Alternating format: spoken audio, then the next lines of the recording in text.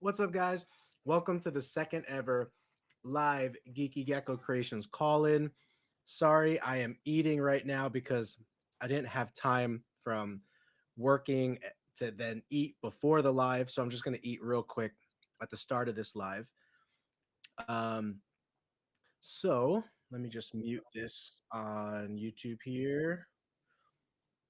And yeah, if there's anyone that wants to call in and ask some questions, I just want to make myself available and get into a routine again of doing live streams.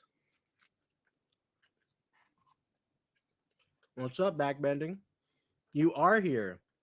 Do you have any questions that you would like to come on to the live and ask in the video? Or if you want to just ask it in the chat and you want me to respond, um, I just want to create a time every week where people can come and like get their questions answered or promote their brand, something like that. Just a cool place to kind of hang out. Shiny is here too. What's up, Steven? And if you guys want to just get a little experience, kind of being on camera, kind of learning how to jump onto live streams for future reference, I'm happy to help with that too. So, what leopard gecko questions do we have? Um, I'm also going to just restart our interviews in general. So, we will be lining up some interviews coming in the near future for reptile people, leopard gecko people, just the hobby in general. And then yeah, then we'll have a couple of segments where we go live. And then randomly I'll also do like live streams where we're showing off geckos and selling geckos or just kind of answering questions at the same time while cleaning or something like that. But oh, so back bending asks a good question. If two albinos mate, are all babies albinos? And so I'm going to do a new genetic series because I've made genetic series in the past where I explain how leopard gecko genetics work, but I'm going to do new videos specifically on each topic. And so albinism will be one of those topics in the recessive category of genetics that we actually wind up covering. And so here's what gets confusing or may get confusing for newbies in the reptile world.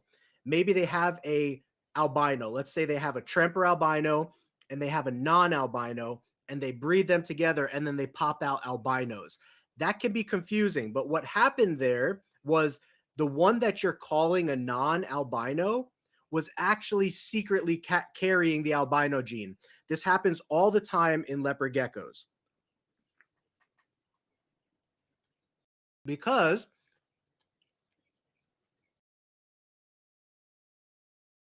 for recessive genetics, you need to have two copies of the gene for it to show a visual expression on the animal. So in this case, albino. For an animal to be albino, to be showing the albino gene, you need to have one copy from dad and one copy from mom that gets both inherited into the baby. If you want to learn a little preview of how chromosomes work, check out my most recent video about the supergiant gene.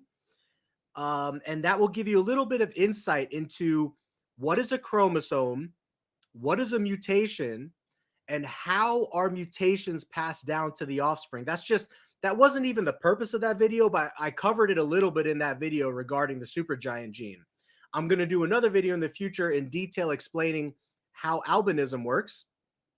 But yeah, there are ways to calculate the odds of producing an albino if you breed a het to a het, or a visual to a het, or a visual to a visual, obviously.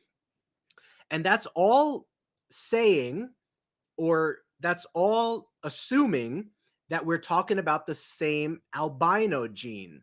Because currently in leopard geckos, and this can change, But currently, there's 3 known lines of albino: Tremper, Bell, and Rainwater. And all 3 of those lines are located on different places of the leopard gecko's DNA. So, what that means is that you cannot take a Bell albino and breed it to a Tremper albino and get albino babies, because those mutations are on different locations of the gecko's DNA.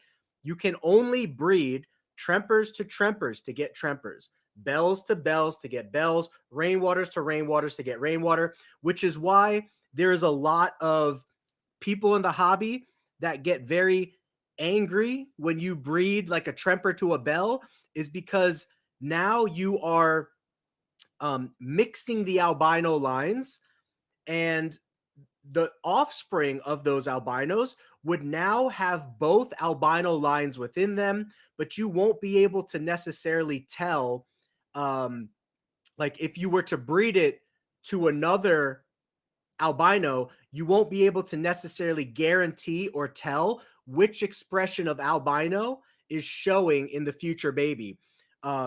Sorry, that I probably didn't explain that super good. Hold on, I'm a little hungry here. But when it comes to Bell albino, in my opinion and in my experience, Bell albino always looks different than Tremper. But Tremper albino and Rainwater albino look very close to each other. So, in my humble opinion, if you were breeding Bells and Trempers to each other and popping out double het babies and then breeding those back to each other, you should be able to tell which ones are Bell and which ones are Tremper when those offspring have offspring, because there's enough difference in the way that they look to where you can tell. But as of right now, I haven't worked with Rainwater a ton. I've worked with Tremper a ton, and now I've worked with Bell a significant amount, but I haven't worked with Rainwater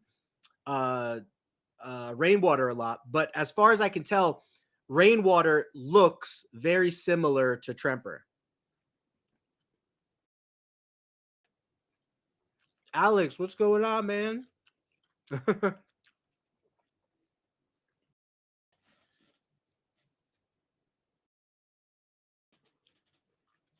But that is a good question, though. Solitude has a very serious question. How do I know if I am a gecko?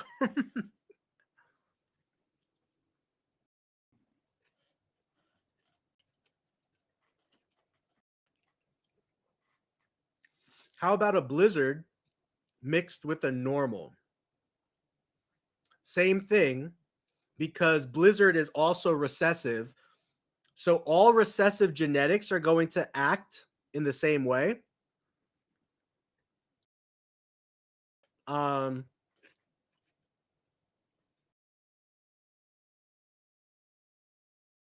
so yeah, if you breed a blizzard to a normal, all of the babies are going to look normal.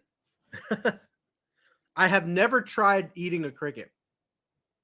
I told myself though, in a in an apocalyptic scenario, I would probably be okay with eating mealworms. And thankfully, since I always have like 200,000 mealworms on hand or something in my fridge at all times, pretty much, I'm like, at least I would be good for a week or something like that. But crickets, I'm a texture guy when it comes to eating, and anything that's like squishy, I don't, you can't do that. But mealworms, they're just kind of small and they're kind of like harder shelled insects. Okay, I'm done eating. Let me wash my hands real quick. I'll be right back.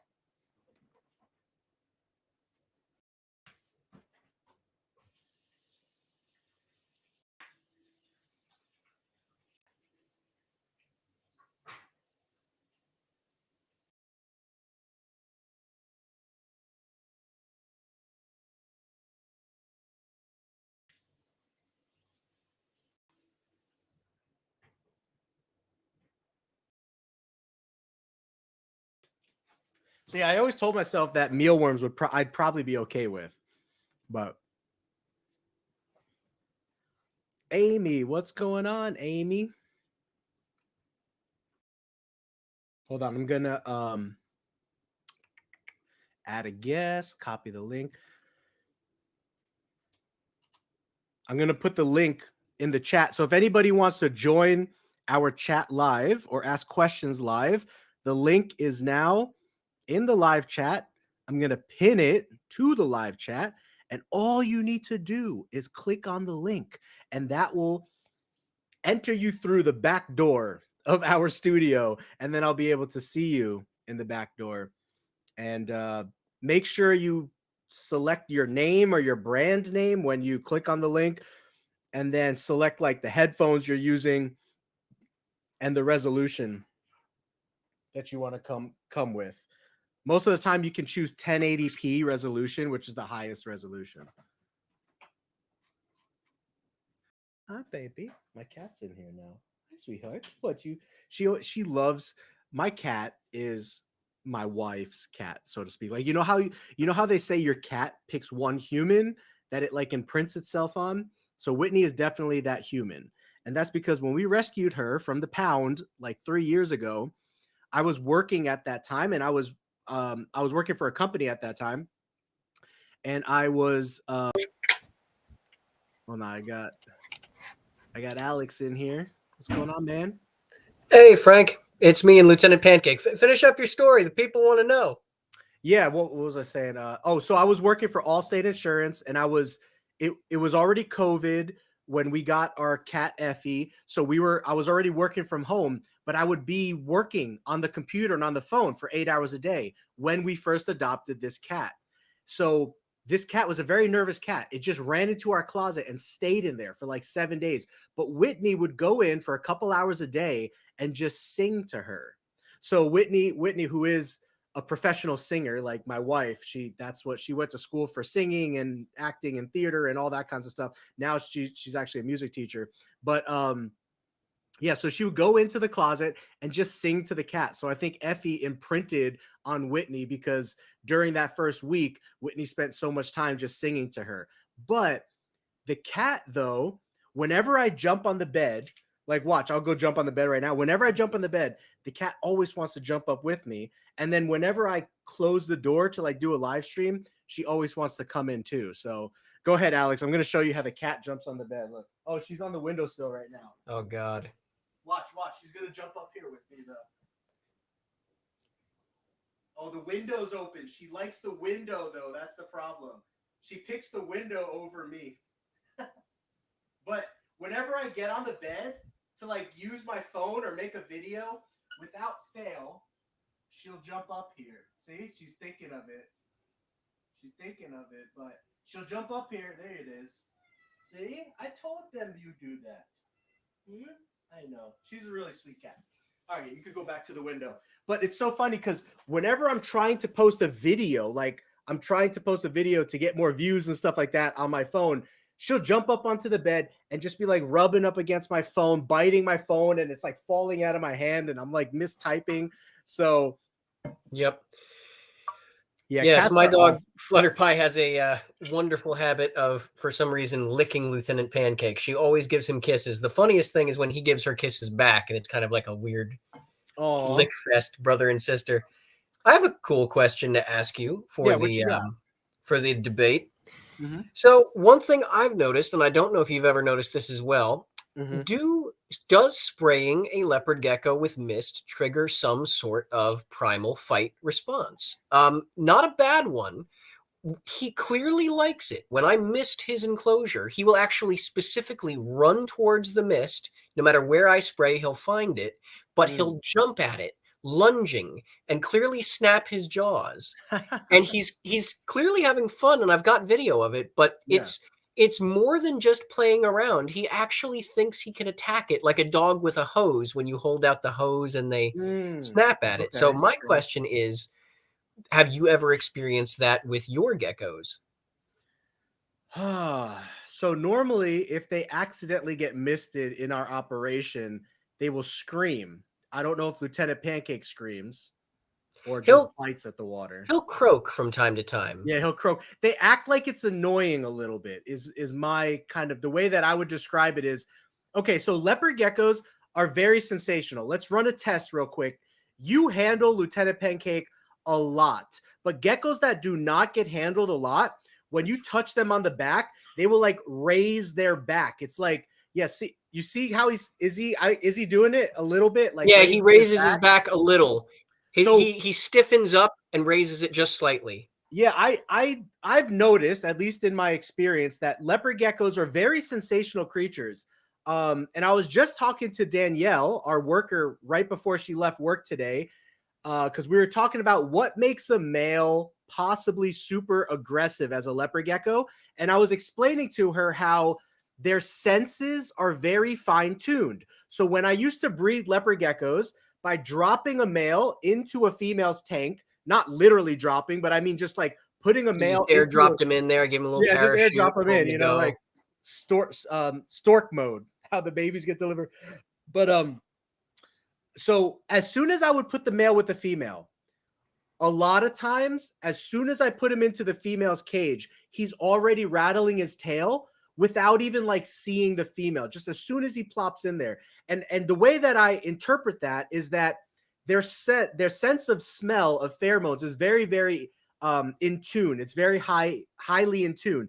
And when you touch them, there's an immediate reaction. Like when you touch them on the back, you can tell that they feel the sensation immediately. And so the misting, to me, it's something that like overstimulates them in a way, you know what I mean? So they different geckos will react in different ways, but usually the geckos that I encounter, they love to drink water off of the walls. They love to drink mist off the walls, but they don't actually like being misted themselves. Like they kind of like overstimulate, react to it, you know? But I do like your observation about the way that a dog goes after water. I think that's interesting to study. And so I'm just one person from a breeder's perspective, but I would love to get more pet keepers' perspectives on the time that you spend with your geckos and different behaviors that you see. So I think that's a pretty cool observation. Yeah, the easiest way to test it is just to spray them and then switch it to a different spot. And if they follow it, it's either like they want to kill it or he's clearly having fun. It took me a little bit.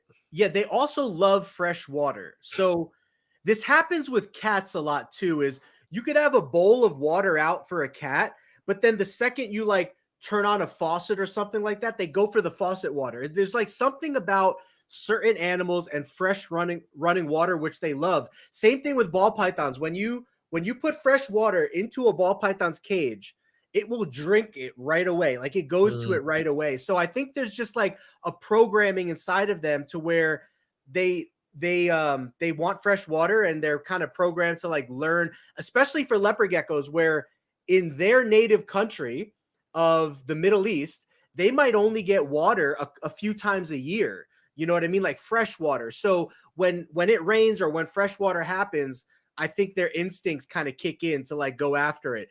But I would be interested to learn more about the training that you're doing with Lieutenant Pancake to see, because one area of reptile studies that is now coming to the forefront more now than ever is behavior and personality training. So it used to be thought that reptiles have no capabilities of there's nothing going on upstairs. They were used to be thought to have like no personality, no training capabilities. But over the last decade or so, we've actually seen a lot of experiential progress in reptile owners kind of interacting with their animals. And I don't know if Lieutenant Pancake does this for you, but a lot of our leopard geckos will actually walk to the front of the cage when they see me come into the gecko room. Like they know who you are and they know that you have entered into their environment and they're interacting with that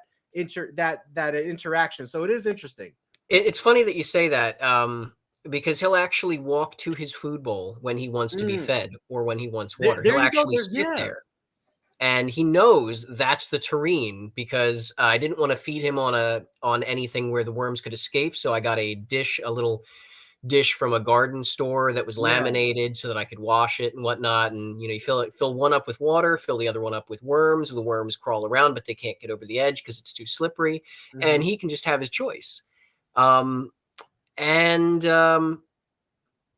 yeah, I mean, but the thing with the water is interesting. It really is. I've been trying to figure out how much it really bothers him. And what I've learned is a couple things. He doesn't like the highest setting, which is he likes the droplets. He likes the feeling of the drop. So if it's a Mm. mist, he's like, get that crap out of here. This is for chameleons. He wants the actual droplets. He wants to actually Yeah. feel it on his skin and lick it off rather than a. So the only advice I have for and I know you do that with your geckos. I've seen the way your little hose mister, it Yeah. puts out less mist and more droplets.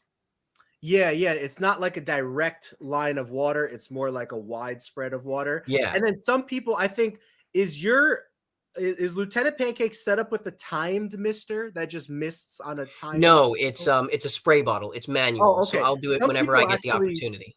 yeah, some people, and I kind of like this idea. Some people will set up their gecko's cage with a mister to kind of simulate the rain. So like the mister will be on a timer on the top of the cage, like going into the cage, and then it will mist once, like once in the early morning, once in the late evening.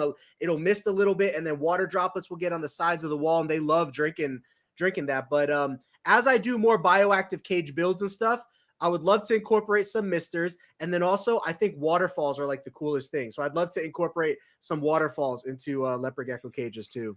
What's up, Yeah, Autistic Dad? I'd love to see if I'd love to see he for some reason he's an odd little guy. He likes textures and cloth and whatnot. Yeah.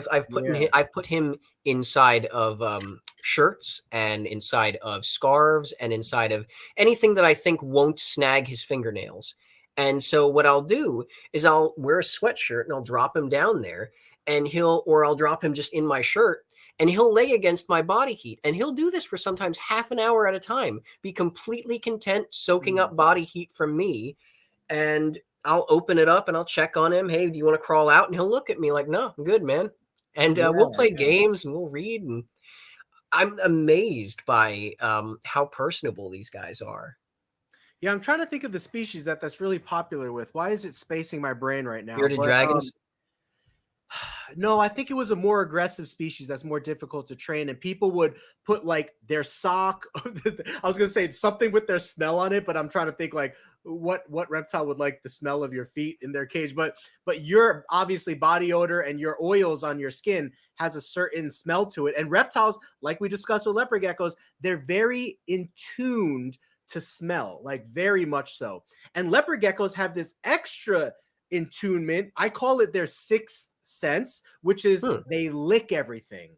They Yeah. lick everything. And so that's why you don't want to keep them on pure sand, because they will lick up the sand and then just you'll see it in their poop and stuff. But yeah, I think it was an aggressive monitor species, or maybe a way of training tegus, where people will take like a shirt or an item that they've worn, put it into their reptile's cage, and let the reptile get used to the way they smell, so that the reptile doesn't freak out when the reptile smells the human approach it. So yeah, reptiles are very, very trainable for sure. And there's definitely a lot more going on with their personalities and their brains than we once used to think, which is one of the reasons why enrichment is becoming the focus of the hobby. So Alex, you probably haven't been around long enough to really know this, but if you look at like Brian Barczyk's oldest videos, if you look at some of the oldest reptile content creators, like the OGs that started the industry, basically,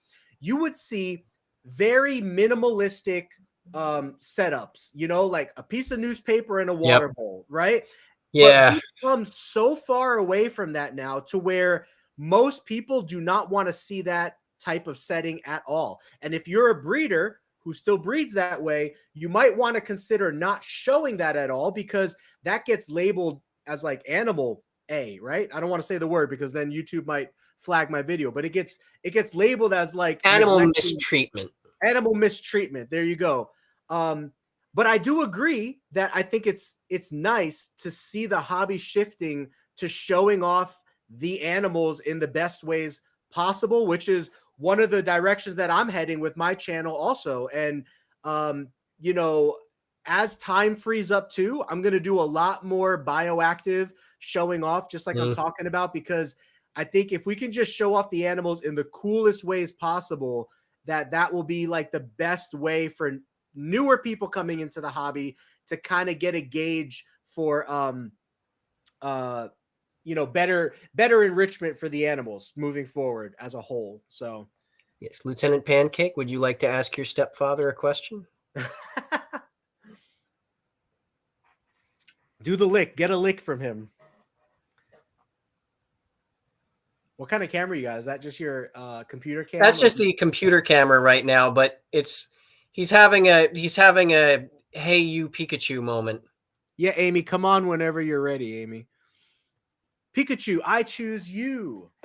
Yeah, it's really interesting. I think, like a lot of keepers, I had lizards when I was younger. We had anoles, we had hermit crabs, we had a leopard gecko named Geronimo, which I spelled J-R-O-N-I-M-O, Geronimo. And we called him that because I went to my local PetSmart at like 7, 8, I think maybe 9. And we picked out a leopard gecko. And the first thing he did, because I wanted to handle him and see how he was, first thing he did, jump out of my hands and onto the floor. And so we thought, luckily he was fine, but we called him Geronimo after that. And I learned what not to do with him. I wouldn't say I was a bad keeper, but I certainly was about as much of a keeper as you could expect from a 9-year-old. We had the standard setup of the grassy floor mat, which he pooped on and couldn't really enjoy. We had a slightly smaller terrarium, probably about a 10 or 20 gallon. And he was, you know, we took him out. We had fun with him. I played around with him. I used to put him on my little Playmobil stuff and move him around. And he was not a huge fan of that. Geronimo would not have been as amenable to the parodies that I do with Lieutenant Pancake. His personality is more of a chameleon. Lieutenant Pancake is like a small dog. Yeah, and I love Geronimo, but I always wanted to, if I could go back in time, like a lot of first people with there's so much stuff I would do differently and so much more enrichment I would provide. What I want to do with him is something similar to what you're doing, where I want to be able to take my old phone once I get a new phone and turn it into a little thing where I either affix it to the outside of the terrarium through the glass. He can see things that would not be threatening, but I'll put on a YouTube video of maybe flies or maybe not birds, but still something that he might enjoy. And I'd like to put in one of those tiny little fans. We have a tiny little, a small little hand fan. Yeah. And what I'd like to do is put it up somewhere high where he could never get to it, but affix it again to the upside of the tank and put it on a low setting and then connect it to a USB-C charger so it's always going, so that there's always one spot in the terrarium where there's a little bit of wind. And I know that chameleons specifically need airflow. That's one of their huge things. Like if you ever decide to breed chameleons, I didn't know this, but they love the climbing up the walls and they need airflow. They need some kind of air flowing through the tank. So even though leopard geckos don't need that, it would be nice to do that as well for him. And then I'm trying to. He's a little bit heavier than I'd like, so I'd like to get him. We're not. Look, no body shaming. It all goes to your tail. But we I would like to. I think I'm probably on 40 worms a week right now or more. I'd like to get him to about 30 worms, and they're the small. I like to feed him the smaller worms because they digest easier. Yeah, I think. The smaller the exoskeleton, and then the more I can feed him so that he feels like he's getting maybe a bigger meal. Or maybe what I'll do, I've never decided to feed him super worms because I'm always afraid the bigger they get, the more you can feel them trying to bite you. Yeah. And I don't ever want him to get, his eyes are bigger than his stomach. I don't know if you've ever seen this, but he has at one point eaten too much and then spent about a minute tilting his head trying to get it to go down properly. Yeah. He's like a spitting image of his dad too. Oh, he is, especially when Yeah. the sun shines on him. You can't see it right now, but his dad, Magma, has these little stripes going down his back Ah, and like yeah. these little horizontal stripes. And he does too, but only under the right light. Yeah. And I know you don't know who his mom was, but do you know Yeah. if you still have her? Well, Not that she I'm was asking. I'm just saying, do you know if like she's still in the collective? it's possible because usually the males are very well tracked and they each get an individual ID number because a lot of times one male, especially if it's a high quality male like Lieutenant Pancake's dad, I paid $1,000 for Lieutenant Pancake's dad. So Oh, I I know. was going to breed him to as many females as I could, but oftentimes the females just get lumped together into groups of genetics. So like his mom was one of the groups of Inferno girls that we were breeding to him at that time. The So I wouldn't. Inferno Girl. Yeah, That is and a 70s TV show if I've ever heard it. Right now, coming on after Charlie's Angels, The Inferno the Girls. Inferno girls. 1987. That does sound like it. But yeah, for those who don't know, Inferno is like one of the lines of Tangerine that is characterized by orange coloration with emerine green banding sometimes. So like you'll see good quality oranges in the Inferno line as well as good quality emerines or greens. And then the Mandarin line, which is the side that his dad comes from, is known for like really deep and rich, like orangey reds and some green, some deeper greens as well. So I thought the project would mix very well together. And that's where some of our best stuff has honestly come from is our Mandarin Inferno stuff. Yeah, I'd say that orange is my favorite color of leopard gecko, same For as you. sure.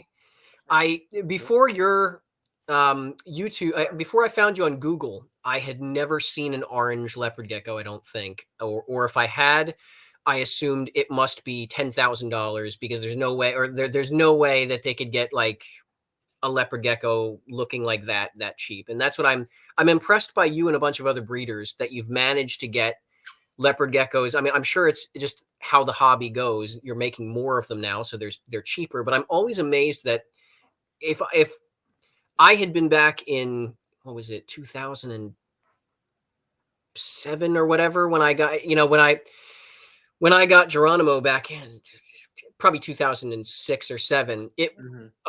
someone like him not accounting for inflation or anything like that probably would have been around $600. Yeah. Yeah, I mean, it is interesting to study the market and to kind of see where things go. And yeah, the crested gecko world is experiencing that right now because they were a little bit of a newer. So crested geckos really like boom hit the ceiling around COVID time and slightly after COVID. And then everyone had a bunch of Yep. extra time, everyone had a bunch of extra money, and a bunch of new mutations of crested geckos were popping out. So they were really just going through the roof. Prices were through the roof. When I say through the roof, I mean ball python type pricing, like tens of thousands of dollars, $30,000, $40,000, $50,000 for certain crested gecko combinations. Leopard geckos never hit that high. I think in their prime, leopard geckos were probably hitting the lemon frost is not a good example because those were like 3 geckos that were sold for like $10,000 or something like that. And the story, no one really, it's hard to know the exact story and the way that it all went down. But I would say the average highest end leopard gecko has only ever been around like 3 to 4 grand. And now it typically lingers around like 1K maybe or something like that. But it's just interesting to study the market and to see how price fluctuates over the years with new morphs coming in, new people coming in, and stuff like that. But one of the reasons why leopard gecko pricing dropped a ton is because a lot of people got into it and then started producing a lot of geckos, and the availability of geckos became oversaturated. And essentially that happened with leopard geckos a long time ago because they were popular way before crested geckos. So crested Oh yeah. geckos just started becoming popular in like 2015, and then it Yep. really hit the ceiling in like 2020. But leopard geckos really started getting popular like in the late 90s, early 2000s. That's when they were popping off. And then they're still popular today, but there's just so many leopard geckos produced and so many people working with them that it keeps the highest end pricing around that $1,000 mark, like no matter what, for the most part. So, and a lot of people get these guys and don't realize how long they live. I knew a guy who was my driving instructor when I was a kid. He was teaching me how to drive from I forget what it is. Anyway, long story short, he was talking to me about how his kid got a leopard gecko. It lasted through her childhood, teenage years, college years. Now she's living by herself, and I think she had a kid, and she couldn't take the gecko with her, so she left it with her dad. And he talked to me, and he said, "This thing just won't die. It lives forever." At last count, he said it was like 22 or something. Oh yeah. I love the fact that they live so long. I think most people do, but yeah, I mean, I think that is a great trait. For sure. You were talking about chameleons a second ago. Chameleons have like an average lifespan, I think, of like 5 to 7 years. It's extremely short. But for leopard geckos, metaphors. Yeah, it's really nice that leopard geckos have. Let's see if Amy can see herself. Amy!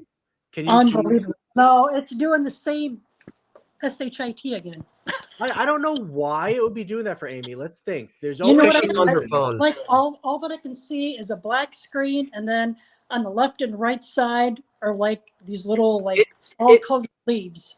It's likely because you're on your phone, Amy. If you have a desktop monitor of any kind other than your regular, phone shouldn't matter. A lot of people use their phones, but what I'm thinking is maybe there's a setting or some kind of privacy setting on your phone to where it's, I don't know. That's something we'll have to look into. It would be under permissions if it is. It would be under permissions. Right. Yeah, that's a good way to look. Permissions. Unreal. So what's the diet of a gecko? So we only feed mealworms over here because it's easy and it's all right. Let me see if I can figure this out, and then I'll jump off. And then see if you can scroll down from the top of your phone and click the little settings button where it's and then look for permissions and look for something to do with like video permissions.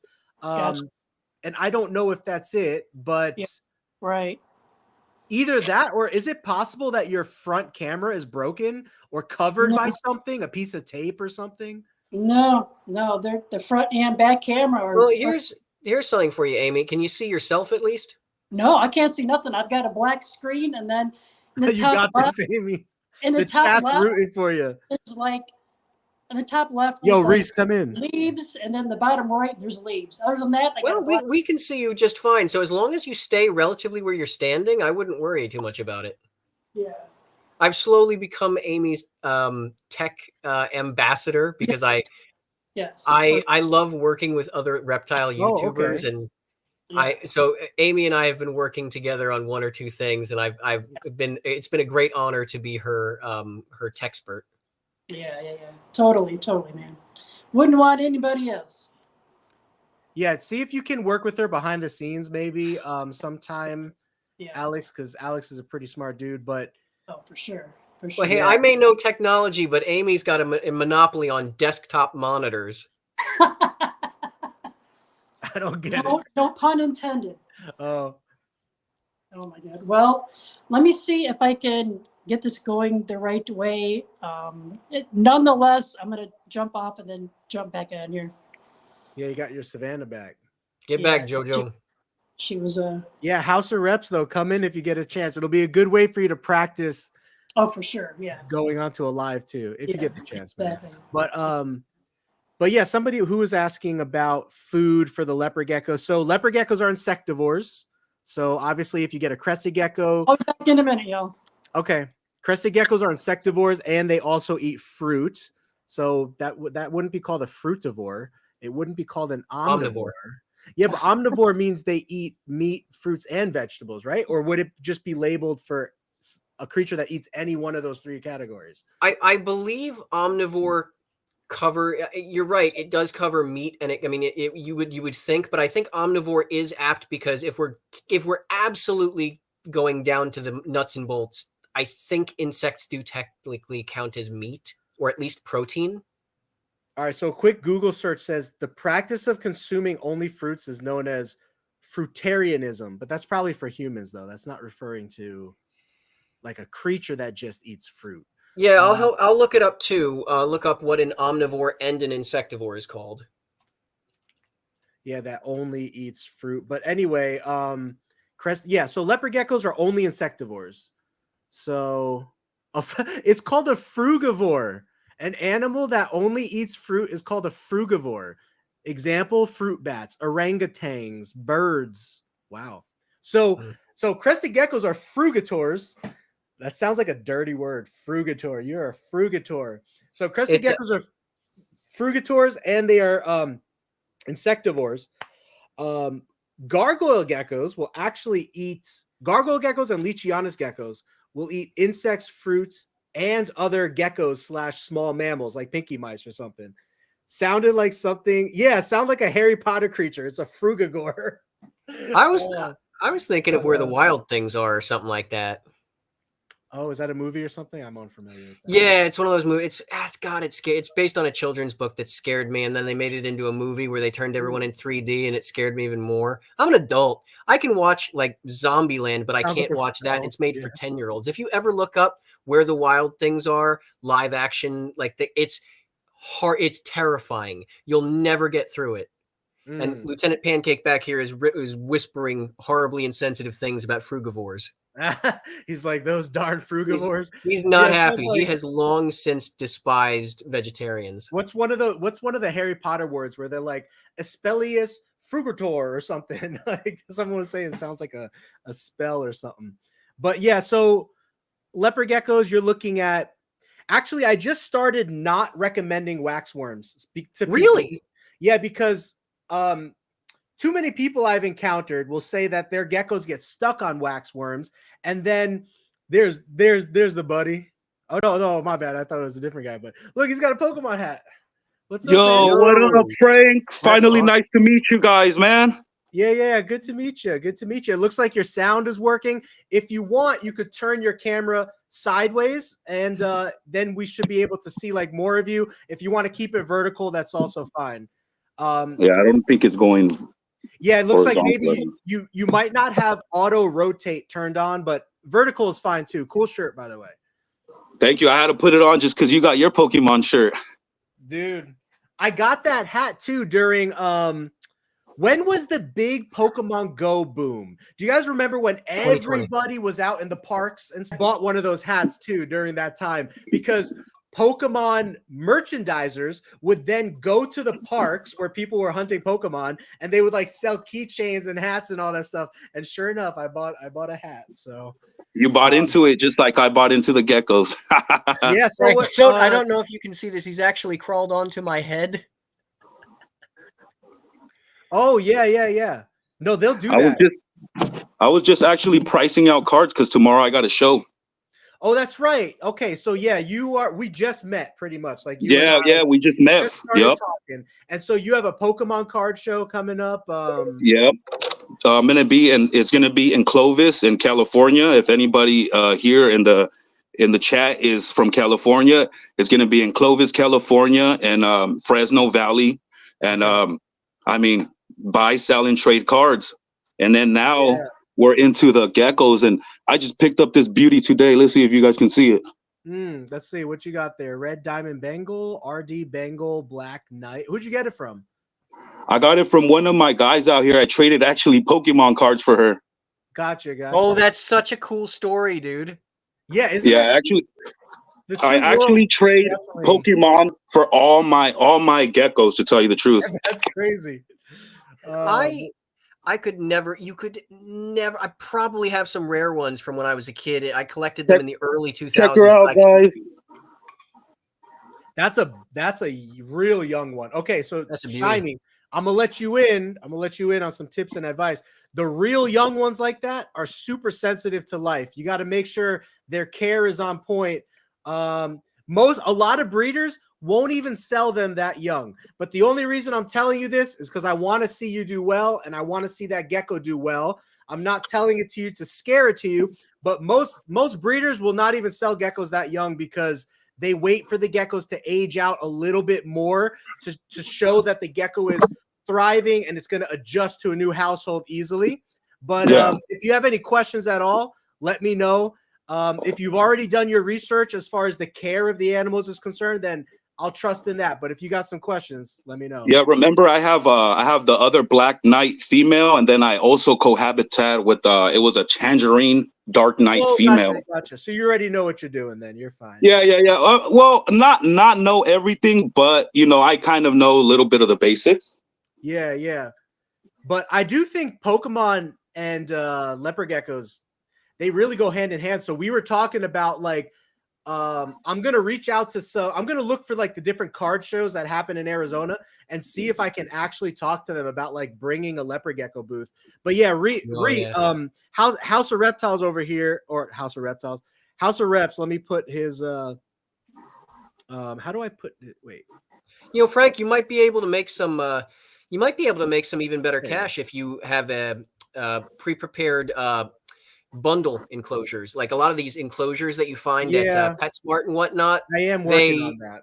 They come with like a lot of stuff you don't need, and they used to come with freaking sand, and so still do. Some of them still do, unfortunately. I don't know why. Calcium sand's the worst. Yeah, I don't know why Reptisand and Hot Rocks are still sold in the hobby, even though both of those things have killed so many reptiles. It's like, just get rid of it. Like, there's so many better solutions. And here's the thing, Reptisand and Hot Rocks are not necessarily bad in of themselves if the person has experience to know how to manage those two items properly.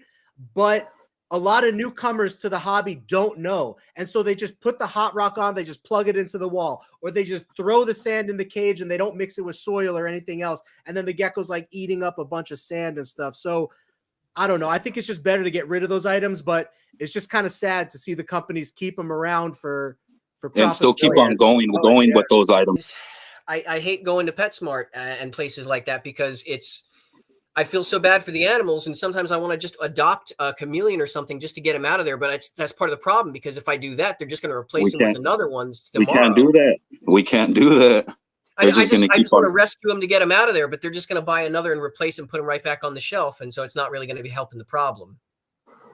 So, Steven, have you been to the major reptile show out there in California, which is called the, oh gosh, what's the name of it? Why did it just space? It's the Northern California Reptile Expo? Not that one, but that is a big one. But the biggest one's the one in LA and Anaheim, the Reptile Super Show. So I have not. Yeah, it comes 3 times a year, twice a year in Anaheim, and then twice a year in Los Angeles. Los Angeles is not Anaheim, right?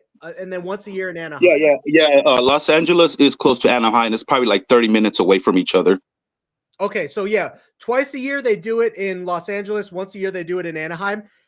It's probably one of the biggest, if not the biggest, reptile show in the country as far as the size of the venue and the amount of people and the amount of vendors. So if you're just getting it kind of deeper into the hobby, you in California, you have the #1 show in the country, in my opinion, with the Reptile Super Show to shop around. Some of the best breeders from around the country and sometimes even from around the world go to that and vend that show. So pretty cool. Yeah, you got a channel, dude? You should name drop. What is it? Well, you don't have a reptile one yet, right? So me and Frank talk back and forth. I have a Pokemon account on Instagram, but I haven't got to where I start bringing my reptiles into my Pokemon scene yet. Yeah, I think those two worlds overlap hugely. I just had an amazing idea. Mm-hmm. What was it? Let it up. Well, if hopefully no, Frank. I'm telling you, I went to marketing college. This is like all these thoughts. If you start if you ever work with a printing company, you should get people to send you pictures of their leopard gecko, and you turn them into trading cards and send them back to them. You could make a quick buck having people like take a picture of your leopard gecko or something like that. Or even if you buy this leopard gecko and you might include and throw it in with them, I'll include a custom trading card of them when all it really would require was you could even incorporate it on your site. I've been doing a bunch of stuff with SEO and search engine optimization and stuff like that. You could code it into your site that someone could type a brief message, describe your leopard gecko. What do they like? What type do you think they would be? And you could have this Pokemon-esque trading card that you could send back to them and make it even $10. Yeah, no, that's a good idea. I like that. So if you go on Instagram, there's this one, I don't know the company's name, but there's this company that does stuff like that. Like you could take a picture of your animal or take a picture of something, and then like you send it to them and they turn it into a trading card or something. Yeah, that's yeah, really I've seen cool. it done before, Yeah. but that's it'd be what wonderful to have a I'm pretty Geeky sure- Gecko version. Yeah, there's got to be some company that does that for cards. Because like what I do with these shirts is, if somebody buys one of these shirts on my website, I work with the printing company. Like I upload my designs to their website and then they fulfill the order for me. So I don't need to stock inventory, which is great because that's perfect. Yeah. Yeah, the way that I used to buy shirts, I would have to spend like $300, $500 or $600 like pre-ordering a bunch of shirts in a bunch of sizes, and then That wouldn't sell. Yeah, and then it just takes a long time to sell or whatever. But this way, I don't have to pre-order anything. It's great. And somebody named Steven just tried to come in here. So I'm Steven, at but this point, I was here to fill no, it space. was a If you need different me one. to It was head a out, I different one. can. No, you're good. You're good. I'm going to see how many people max can get on here anyway. So whoever wants to come on, just click the link, which is pinned in the chat, and that will throw you into the back room. And then I'll throw you onto the live with us, and we could just hang out with you. But I want to see. Speaking, oh, sorry. No, I was gonna want to say- see how many people can fit. So I was going to say, and speaking of Pokemon, I don't know if anybody else remembers the 3DS, not the 3DS, the DSi XL. It came with a big, it was the first time they did a big fat DS, and it came with a little stylus pen that was way fatter, looked like a ballpoint pen, looks exactly like a leopard gecko tail. okay. Yeah, This is some of the cards I'm pricing out today. yeah. Go ahead, show them off. Nice. Stephen H, what's up, man? I hear a little bit of background noise coming from you. If you're able to like get in a quieter spot or I'm headed. I had a hard time getting in. If you can hear me. Yeah, I could hear you now. Yeah, I'm headed a different way, man. Don't worry. Yeah, cool. What's up, man? What's your business name or handle that I might know you by? You don't know me by a business name. Let me see if I can switch my camera around here. Yeah, go ahead. But Shiny, if you want to show off some cool Pokemon cards, feel free to. No, I got geckos. How do I make this? I feel technology. So can you see yourself, Steven? I cannot see myself. So that's weird. The same thing happened with Amy. You know what I'm thinking? It might be because. Can you see me? We can see you. Your face is like in the middle of the screen, so you're fine. All right. It could be because you're using you probably clicked on the link. If there's an app version of the software that Frank is using to stream this, that probably works better. Some companies, they'll let you do things on the link, but they want you to go through the app. And that's why the features will work so much better through the app. It's probably Shiny, you're on your phone, aren't you? Yes, sir. I was gonna say that, but I've been trying to like let people talk because I'm like an over talker. But yes, I am, Frank. I'm on my phone and on my home Wi-Fi, and everything's working good. And I logged on from your link from the underneath the video. So I mean, it could be people's Wi-Fi because depending on where the area you live, it could be their Wi-Fi too as well. Because where I live, I couldn't get good Wi-Fi, so I had to sign up for Xfinity that had this like streamer Wi-Fi. So I guess we're good on this side now. I'm good. Can y'all see me though? Yeah, we can see. Yeah, we can All see right, you. I'm gonna get real creative. I'm gonna be right back. I'm gonna bring a laptop up. You're good, slightly. man. Yeah, Okay. good to meet 'Cause you. Frank, And then, look, yeah. I wanted to talk to you forever. Okay, you got it. You literally are my inspiration in this hobby, along with some others. Awesome. And I don't know if you can see this. I don't want. I don't want. room I'm You in. know. I don't want to toot his horn, but I think he's everyone's inspiration. Oh, I got Frank. deep, I mean, bro. you know Let me go how get my we had our laptop. I'll be right back. You know how we had our conversation. I mean, I wasn't gonna go deep into the gecko world, but now I'm like exploring more, and you know, I'm trying to get a little more into the hobbies. And I do got my ball pythons. Let me bring. Bring one out. They just finished eating, but let me bring one of them. Yeah, bring one of them. Amy's got a Savannah monitor. We have the whole Frank sells reptile people crew. gateway geckos. Yeah. And we're gonna start. Yeah, go ahead. This one did not eat, and her name is Pichu. Pichu, not Pikachu. Pichu. Pichu. Okay. Look at Lieutenant Pancake. I love leopard geckos, man. Their little arms. They always reach off of edges. They have they don't care about ledges at all. Oh no. I always have said there's two types of leopard geckos: jumpers and droppers. Oh yeah. So this is my. Oh, let's see if you guys can see her. Yeah, it looks like a She's ready clown, to strike. like a Russo clown or something. Yeah, so she's a desert ghost Oh, okay. clown girl, and she's clown. going a little crazy. She's trying to snap at you. So when did you get into ball pythons then? Because you said you just got into leopard geckos recently, right?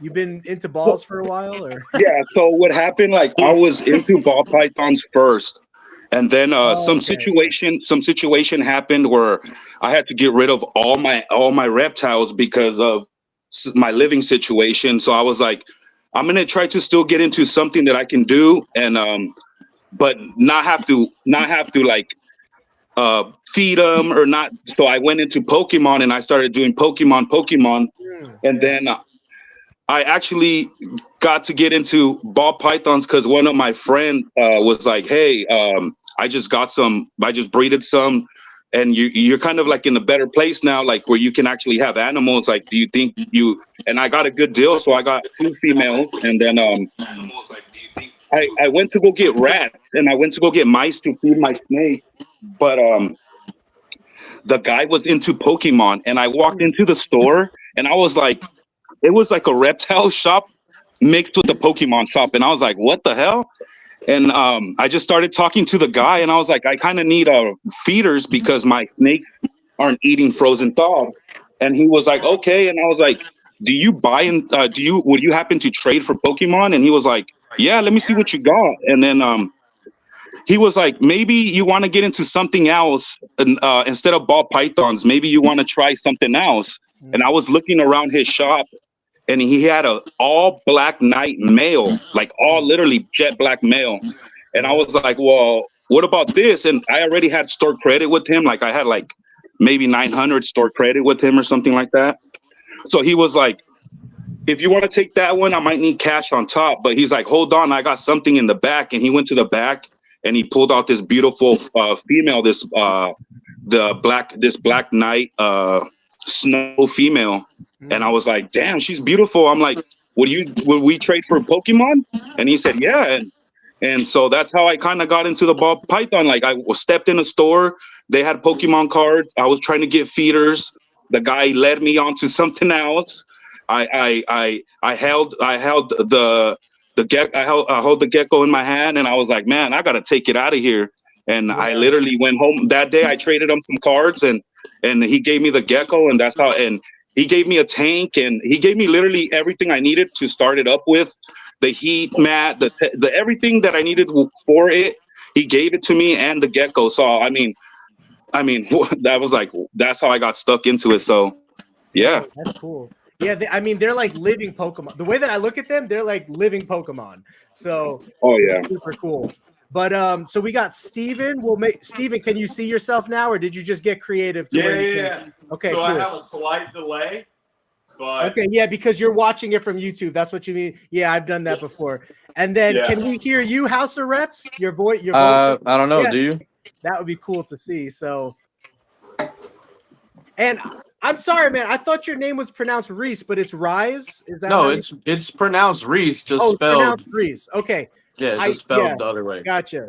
So you guys might know Reese. He's deep within the leopard gecko scene. Probably, reptile people know him in general as a whole.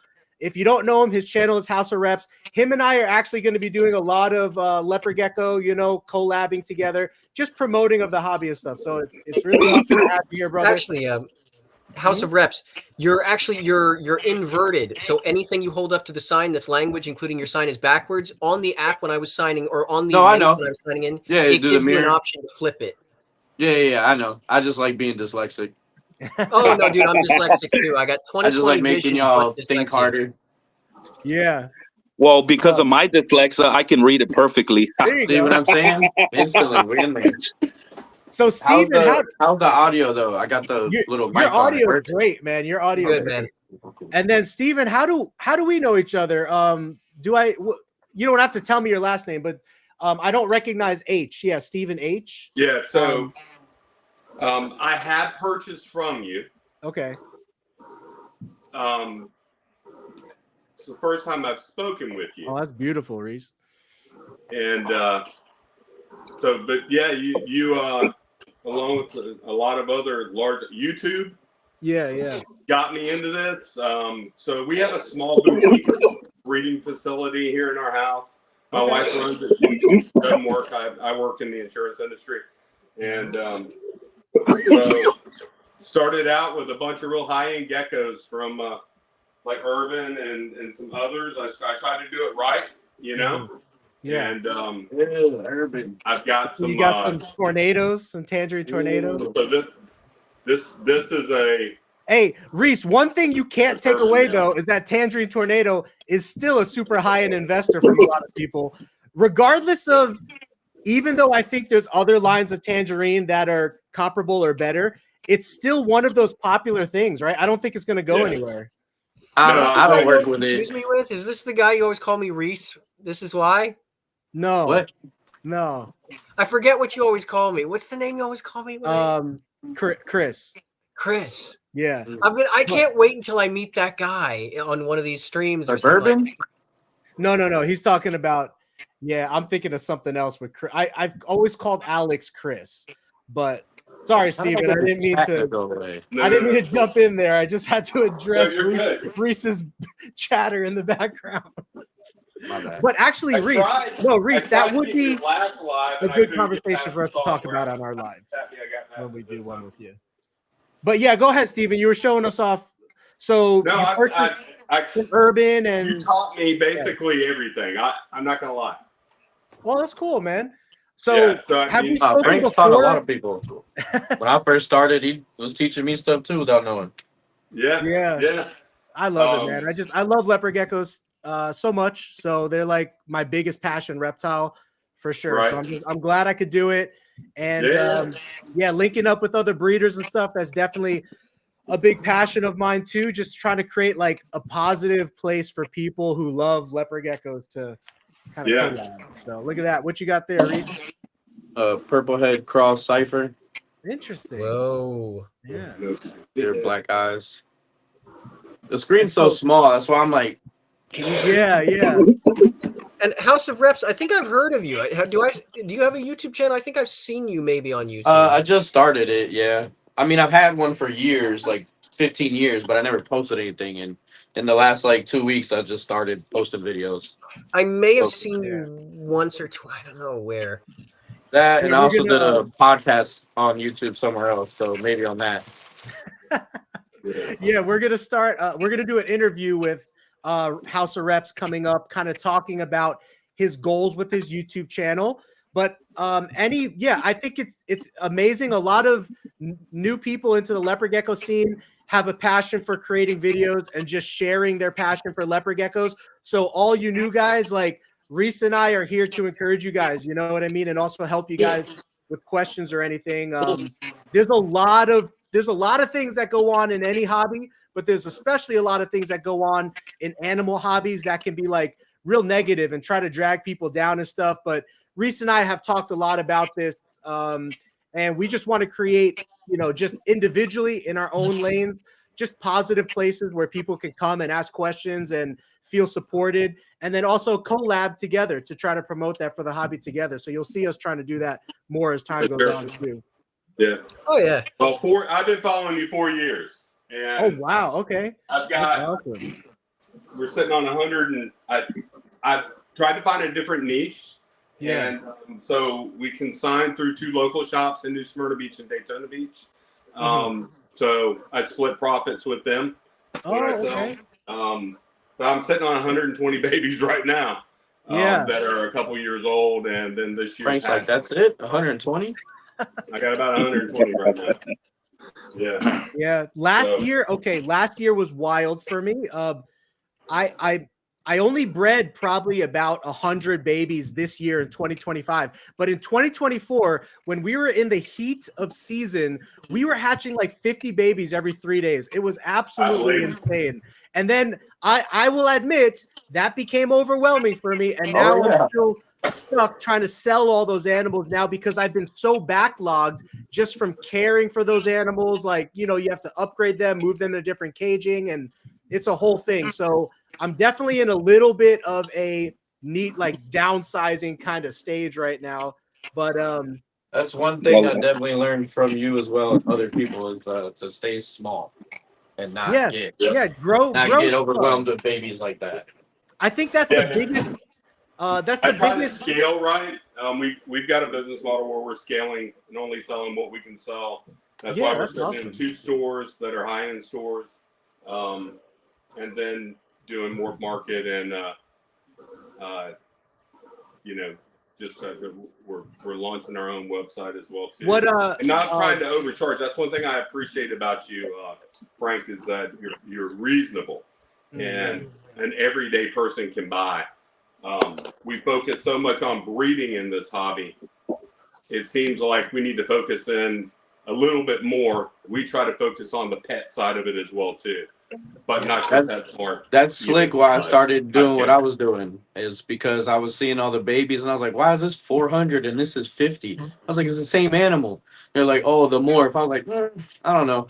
So when I started breeding, I was like, I don't care about that. So like, if it's a pet, great. I'm gonna sell it to you for a pet price. Well, if it's a breeder, you're gonna get a breeder price for sure. But yeah, I try to make affordable pets for people because they are pets at the end of the day.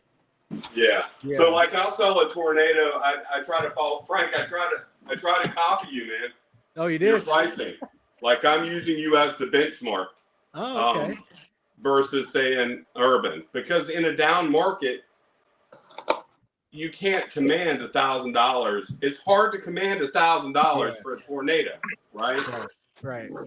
You might be able to get 300 to 500, depending on a little. Reese might have some insight into this or opinion on this as well, but my opinion, is sometimes you see animals listed for $4,000, $2,000, and then you see that it's sold. But what you don't realize is that breeder might have wholesaled that animal for $100, $200, but still marked it as sold on its website for $2,000 or whatever. So it gives the appearance that that's what that animal should be priced at, when in reality, that's not what it's actually selling for. But a few people might buy in unknowingly at those high prices because they're just unaware of what the general market is picking up those animals for. That's at least what I think may be going on in a lot of cases with some of those pricings. So I can only speak from that's a fact. That's a fact. I have one of those animals that is damn. a pure key project. You know where they come from, right? The what project? So I have a I've got it was sold to me by Saddleback. The Saddleback, Okay. And it is an anchor animal in a lot of my babies and my projects. Yeah. That was a $1,200 animal that I did not pay anything remotely close to that. Okay. So, yes, I am familiar with it. But when you look, if you go back and look at the archive, G-Wagon with it. Show it with no price. So I understand the marketing side of. You're a genius with that. That's what I appreciate about you, is that not only just the animal side, the husbandry, the knowledge, all that. I can only speak from a keeper's perspective, but for me, when I was shopping, it was affordability, and then after that, it was like affordability, look, and after a certain look, it's all about handleability or Yeah. personality. So it's like if you can get a decent looking animal somewhere between the $100 and $300 mark, I'd say that's pretty much where it's at for me. And then the rest after that is, does the animal look cool? All right, I don't need something with crazy patterns. I care far more once it's at a certain point of like, oh, it's cool to look at. I care so much more about personality, which is why I asked Frank ahead of time, hey, can you show me off in a video what he's like and this and that? And that's why I cared so much. And I don't know. I would have been much more hesitant to buy from any breeder had they not been like, oh, I mean, we don't do videos or we don't do. So one thing I got to say for Frank, never get away from that, because if other people are anything like me, they care just as much about personality, because what's the point of having a wonderful, I don't think you could if cool you animal tried. that hates you? Yeah, my friend had a cool hamster that hated him. That's why we do. I don't know if you noticed now, but now I give a handleability rating for every gecko on my website, because I was getting hit up by so many parents that are trying to buy an animal for their 7-year-old kid. And they're like, hey, I need something that a kid can handle. So that's when I was like, okay, I just need to enter in a category on my website to show people like what the handleability of this animal is. So I think Lieutenant Pancake would have been a 10. Yeah, he's nice. But this is bred off of one of your animals right here, Frank. Oh, what did you get? One? Yeah, Can you guys see this? Yeah. The Black Knight female? Yeah, I see the Black Knight. I can't see. Everything's too small. How do you get this chat to go away? It's like taking up half the screen. You should be able to like click it. Like I think if you click it on the screen, it will like minimize or go away to some degree. Or should. Nope. Doesn't give me or that maybe option. it can't on the. Are you on your phone, Reese? Yeah, I'm on my phone. Yeah. Maybe on the phone it can't go away. I'm not sure. Do any of your leopard geckos have names? This is Lieutenant Pancake. Who, Reese's geckos? No, just any of them. The breeders, the pets. Anybody here who has like, do they name their lead breeders? Do they name? Mine, yeah, all my breeders all get of names. my breeders started as my wife's pets, and so they all have names. They all have names. That one's beautiful though, Steve. Not the babies. I think naming them also helps when you keep track of genetics in a weird way. Instead of saying, "Oh, this," you can just be like, "Oh yeah, Apollo," to Mary, and in your head you know what it is. Of course, it'll sound gibberish to somebody else, but oh, wow, beautiful. Yeah, that one is nice. That's one of yours, right, Frank? I don't know. Like Afghanicus or something. No, that was. I think that was a Black Knight that he got from somebody else. But yeah, so one of the things that the crested gecko world actually does really, really well is they keep track of pedigrees, and different reptile niches focus or prioritize different trends, right? So like the ball python world prioritizes certain things. The leopard gecko world prioritizes certain things. One of the things that the crested gecko world like really prioritizes is pedigrees of parents, similar to like dog breeding tracking. And so a lot of times people won't even say the morph of the crested gecko. They'll just say like the parents that it came from, and that will command a higher, like a much higher pricing in some cases, just based off that alone, not even based off of like sometimes for me when I first started, that shit confused the hell out of me. I was like, what the hell is a Dino to McDonald? I was like, what is that? Like, then I gotta go look that up, and then you don't find it nowhere. So sometimes that can be a pain, but it just depends on how much research you do. Yeah, I've got a question for you guys, all of you. I don't know if you've noticed. I wondered what you would do in this situation, all of you. I'm trying to figure out.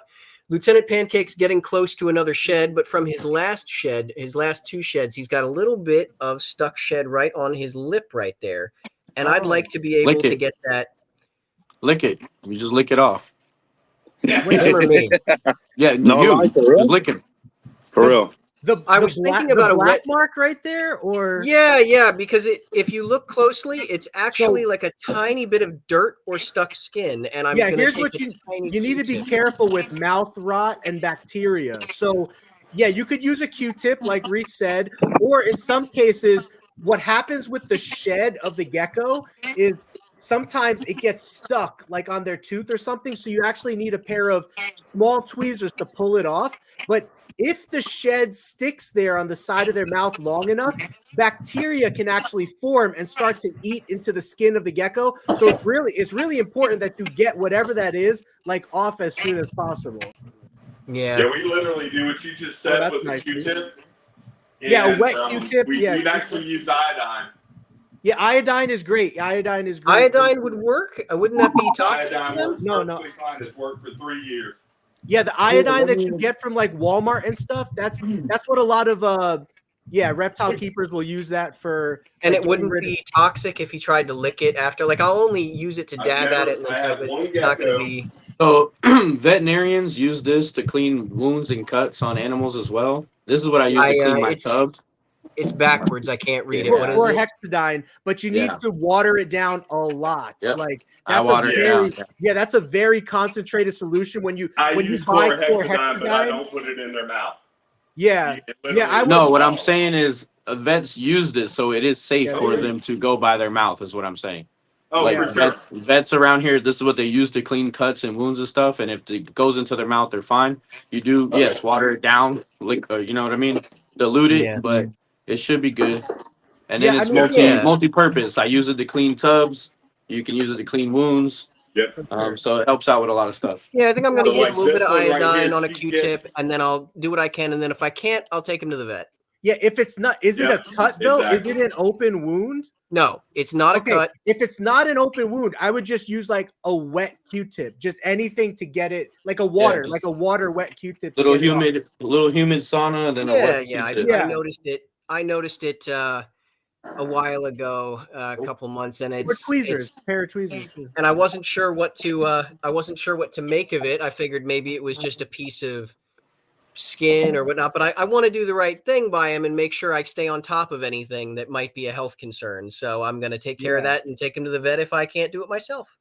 Well, skin we use a mobile vet that specializes in reptiles that comes out. Yes, I do. I have a reptile vet. Oh, that's cool. Yeah, that's it. Just an exotic animal vet that comes in. She walks the room. He's already listed on file as Lieutenant Pancake as one of their patients. Love it. I would, I wonder if I could take him to the VA since he's a service gecko. Yes. To the vet. I'd be like, Shiny, what you got there, man? You want to show off a gecko? Oh, I was just actually, me with my co what did we call it last time? Co-host.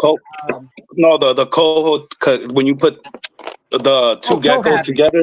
Cohabiting. Yeah. Oh, cohabiting. I just recently got we'll do that for another video. We'll talk about it more, but I just recently got that small one. So what I like to do for like if you have a kind of like a spicy little female, I like to take the spicy female out, or take all the geckos out, put the new one in first, let it roam around for a while, kind of spray down the enclosure, and then after reintroduce the old ones that were already in the tank, and then make sure you monitor them, and then see how it goes.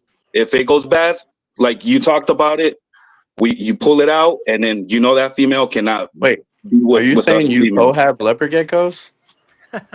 Oh no! We'll save that for another. That's why we'll save that for another video. I didn't want to show you guys what I was doing, but I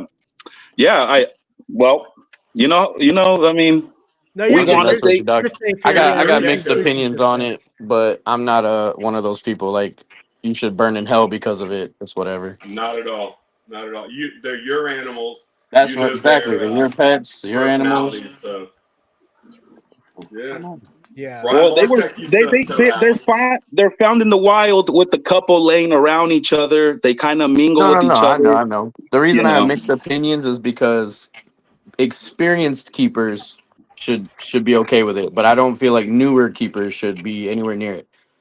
So that's why I say I'm mixed. So with that, if you've got experience and you're watching them, cool, do your thing. With that being said, everyone cohabitating, whatever, is always going to be new to it, because you're always gonna be throwing. So like I you can don't be an mean old. I You don't can be mean an being old. new to leopard. You, I'm saying like you, completely new to leopard geckos, not new to you can be. cohabit, just completely new You to can. geckos and like let's pair them up, put them together, let's have friends. Like, nah, Oh no no no no! have They're one all for a little females. while, They're all learn females. how They're all they females. move and act, do some research, and then you know what I'm saying. That's what I mean. I don't mean like, oh, don't ever do it. I'm just saying like, make sure you know what you're doing. You pay attention to Yeah. behavior. Each No gecko no. is different. I watched a couple videos. I before I started doing stuff like this, I talked to a couple other people and made sure what to do about it.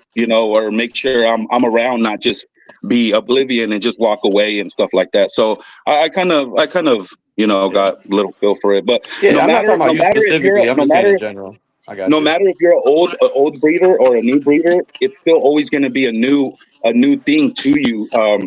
Even if you're like an old hobbyist or a new hobbyist. So like if you're gonna like reintroduce do some, that's kind of like something new still to the person. So I mean, either way, if you're like an old hobbyist, that's something new that you're gonna do. So I mean, either way, if you're gonna do it, you're gonna do it and jump into it.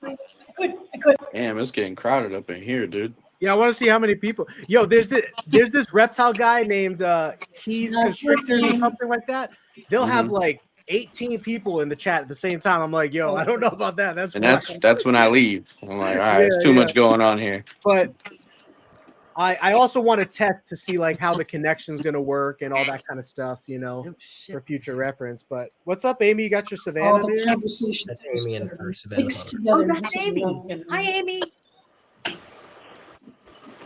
Yes, my mother is a big fan. I'm of having Amy. trouble with the audio, so I don't know. He's spraying us. This is a struggle. Amy, still, you can't see yourself, Amy? Is it a monitor? Yes, Amy. My mother is a big fan of yours. I see. Hi, Mom. Hi, Mom. That's No, awesome. so I got this going on my computer, but Oh, okay. oh, good. I'm a big fan of Mom too. Yeah, she's seen you in a couple of my videos. No, I'm always hiding my face.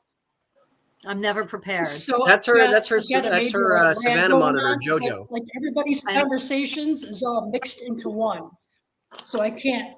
Oh, Audio is just. I think No worries. I'm actually about to got hop it. out of here. I just wanted to say what's Yeah, up. I was hop gonna in. hop off in a couple minutes too. Thank I you, just guys. wanted Yeah. Make sure y'all go check out the Goya Project video on YouTube. Oh, that's what it is. Are they Okay, so affectionate? House of Reps, Goya Project on his channel. Check it out. And then we will do an interview soon too with House of Reps Next week. as well. Yeah, next week. So you'll see him back. So thanks, Reese, for coming No in. problem. Peace, y'all. Later, man. But yeah, Amy, if the sound is mixing for you, it might just be because your Wi-Fi or something's a little choppy. Because I can see your screen is kind of choppy a little bit as you're moving around. So maybe that's why. But if you can put up with it, then cool. Just hang out. So Frank, after After House of Reps, are we still planning to do our interview or Yes, we will. We will. I am going to start lining up interviews again, and so yeah, we are definitely gonna have you on. Yeah. Just give me a little advance notice so I can get some talking points ready and make sure I'm prepared. Yeah, definitely. I mean, you're the star of the show. I mean, it'll be mostly about you. Yes, they are affectionate. My mother wants to know if your Savannah monitor JoJo is affectionate, I and mean, she's of course kissing it's it because affectionate. Of course she's So- affectionate. it's similar Yeah, like my it God. likes She, her body. not it, Oh, she. sorry. She. She likes your body heat, right? Yeah, monitors love heat. Yeah, reptiles in general, especially monitors. Because this thing hides in his neck for hours. Yeah, but Oh, she specifically, is. She is. yeah, savannas will bask in like 130-degree temperatures, so they are really Yep. heat-loving creatures. But leopard geckos are usually Yeah, not. they Usually do. leopard geckos are like 90 What's to the 100. lowest they're kept at? The lowest temp.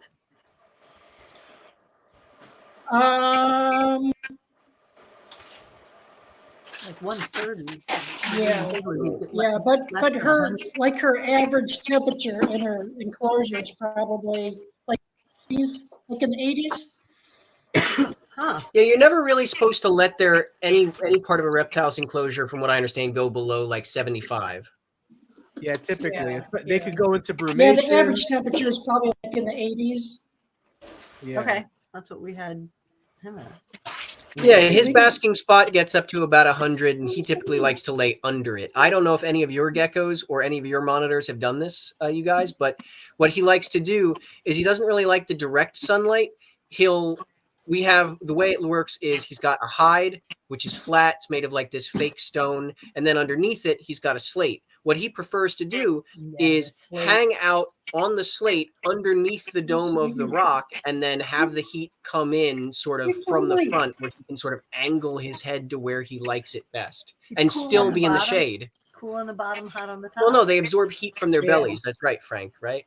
Yeah, I mean, they can really absorb heat from wherever, honestly. I usually recommend to people above light heating because that simulates the heat that comes from the sun. If it then goes down onto a rock, then they could sit on top of the rock and absorb the heat from its belly. But they'll absorb heat from the top too. But yeah, a lot of people. Everybody's saying I've got like all the conversations are just all mixed together. Oh yeah, I think it's your Wi-Fi, honestly. Yeah. Well, actually, Amy, do you have YouTube still running in the background? Because if you do, then the conversations will be doubled. The only one that was speaking just now was Frank. Good question. Yeah, if YouTube is running in the background, it will echo. Yeah. Well, guys, it was nice meeting you, Frank. It was great talking to you. I got to do some stuff right now. Okay.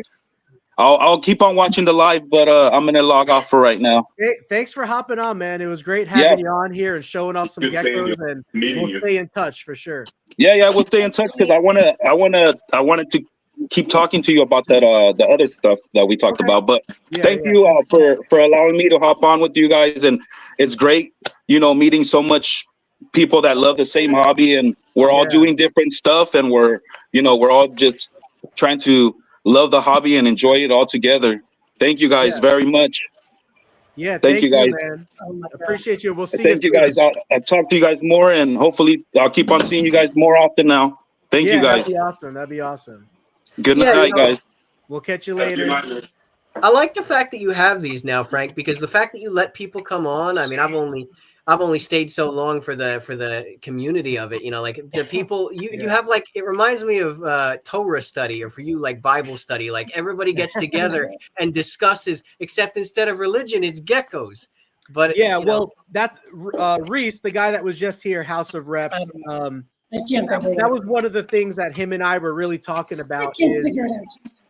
Is the leopard gecko hobby has a habit of people becoming enemies. It happens a lot within the reptile world, but a lot within the leopard gecko hobby.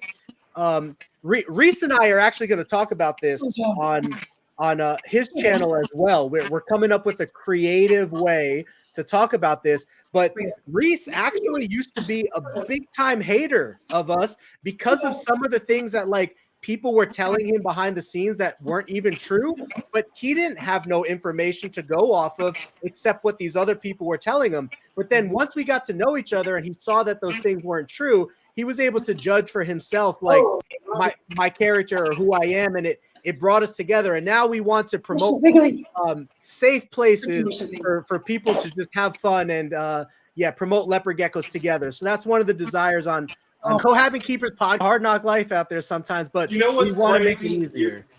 You hit it dead on the head that it appears to be a coordinated attack internally on the leopard gecko community when you have your communities with the what is the hot gecko that everybody's got? I don't even know. But they seem to get along great. And it seems like we have internal strife over a little stupid stuff, Oh, you mean the crested gecko world? Is that what you're talking? Yeah, like Tiki's and them. Which they're south of me. They're talking about getting into leopard again. I just watched. Yeah, he is getting in. Yeah. But you're right. Different niches of the reptile world do not have as big of a problem as we do in the leopard gecko world. And I've talked about this in detail with Reese, the guy that was just here. And we're kind of talking about, and this dude down here all talking the same time, and I can't hear what anybody's saying. Oh yeah, I think it's the Wi-Fi, Amy. So, Oh my God. yeah, I don't know how to overcome that for you, other than if you want to do the phone. It sounds like I your don't know how to fix it. I don't have No, YouTube going in the Amy, background, so it's just this. If Yeah. Amy didn't live in Florida, I would be sprinting down the street in the darkness, going like, "I can fix it!" Like freaking fix it, Felix. Yeah. Where do you live? Are you in Florida? No, we're in Pennsylvania. Oh, I'm in Florida. Somebody else on here is in Florida, I think. I feel Right. for you, but it's lovely Where- there. where you Amy, guys at? shout out exactly where you live to the random people of the internet and hope What's someone your comes. street Yeah, address? No. No, don't tell anybody in the. That might be a good These idea. are the things I'm talking about. Like I can tell you exactly I mean, without giving an address that Geeky Geckos is in Boca Raton. It's not Yeah. even an issue. These are Frank- the little things. I Frank's sell awesome. insurance and I A little bit manage a of, national mouth team. rot that he's got here. Everything's Guys, a little bit public, of y'all. script here, and I have Don't to be take too care of scared. Yeah. No, but Tiki Don't be too is a scared. good guy, and he's been around for a long time. He knows about the different dramas that go on in the different niches. But for some reason, within the leopard gecko world, the drama has become so magnified for the last like decade that there really is no collaborative community, which kind of stinks for the new people coming in. But that's something that Reese and I were talking about, like providing an outlet for, you know. So we'll see. We're going to talk about that more on his channel as well as my own channel when I do my interview with him. But I do think that newer breeders, they need like a safe place to come together and feel supported, where like you're not enemies with the people that you're coming in contact with. And there's been too much of that in the leopard gecko world. So we want to try to do our part to do away, you know, to overcome that. So Yeah. Well, thank Well, I you just so wanted much. to take some time to come on and say thank you for what you've done for me and my family. you're very And, welcome, man. It blesses me just as much to hear that what I do is helpful or a blessing to others. So I appreciate it. I For appreciate sure. you letting Yeah, me thank know. you so much for everything and for your time as well. We're gonna head out here and get Okay. ready for our activities tomorrow. But Frank, thank you so much for having us on. yeah, thanks. I really enjoyed it. I heard your voice. And I went, "Is that Frank?" And Yes, he went, Mom. "Yeah." And I was Mom like, "Let me used- in, let yes, me in." for the past 2 years since we got Lieutenant Pancake from you, when I turn you on a TV, I'll hear someone in the next room over going, "It's Frank." Oh, that's so sweet. Well, thank you I so much. finally I really started hanging. appreciate it. It was great to have you here, and we're welcome to have you back anytime with Thank young you. Alex over there. Yeah, well, I'm coming back next time with my Well, crested have a gecko good night, puppy guys. Oh, there you someplace, go. But I have an amazing crested gecko, and his eyes go all She's over. talking about a puppet. Yeah, I said the puppet. Oh, okay, okay. Oh, Oh, I cool. did say a puppet. Crested gecko puppet. There we go. No, that'd Crested be geckos awesome. for me are more trouble than they're worth right now. Sweet. Maybe someday, Yeah. but I have a joke, Frank, that the fact that their tails don't grow back, I call them leopard geckos. Leopard. Oh, like But, the disease, like the Thank you disease very leopard? much. Yeah. Yeah. Take care, all you guys. Have Be a well. fantastic night, too. Frank. Thanks, God bless. You too, brother. Right. You too. See you, Amy. Adios. See you, everyone. Bye, Amy. See ya. Peace. Peace. Poor Amy has to Peace. deal with sound issues. Sound issues are the worst. Like visual issues are bad, but sound issues are the worst because it just makes it hard. See you later. Have a good night. Yeah, you leaving too, Amy? Oh, okay. I need, well, like, probably because it's just, Yeah, I think mean, at least I can see myself. I can see everybody's videos, but it's just, it's like the videos messed up on my phone, but then the audio messed up on the computer. Mm. So yeah, sorry about that. Well, one day we'll get it fixed, I'm sure. I don't know. It's cool. We'll figure out what's going on. But you got a bunch of cleaning to do, Steve? Yes, I learned this from you. I've seen various different techniques that you've used, Yeah. and throughout the years. Oh, you hot glue the water bowl. Are you doing that? I learned that from you, I think, as well. I got one in the bottom, then I dropped the new ones. It was the episode that you did with. I bought a gecko from the guy. He had the most pristine room I've ever seen, Oh. Golly, I lose track of all the names of the breeders, but you did a live at Frank, you Frank, did I'm gonna jump off here, man. Okay. see ya. Yeah, Later, you actually Amy. did All right. a video at his place. Adios. Have a good night. Bye. See ya. Yeah, I think you're talking about Wild Card. It is wild card. Yeah. And so I remember the spot in there where he was like, yeah, they're super cheap. And so I just replace them every time. And so I was like, well, that's just ingenious right there. So I did that. I tried to set it up right so that I don't catch too much you-know-what from people. So I bought all my stuff is sea serpent and animal plastics. I don't even, because I already had somebody, try to put a little heat on me one time about using a off-brand rack. Like they were critical of a rack that wasn't brand name. So yeah, that's crazy. They were critical of the animal plastics one or the sea serpents one. What was that again? They were critical of the animal plastics one, or you're They saying were critical of the animal plastics one, but I'm going to tell you right now, I've got 5 more racks in the boxes out in the garage.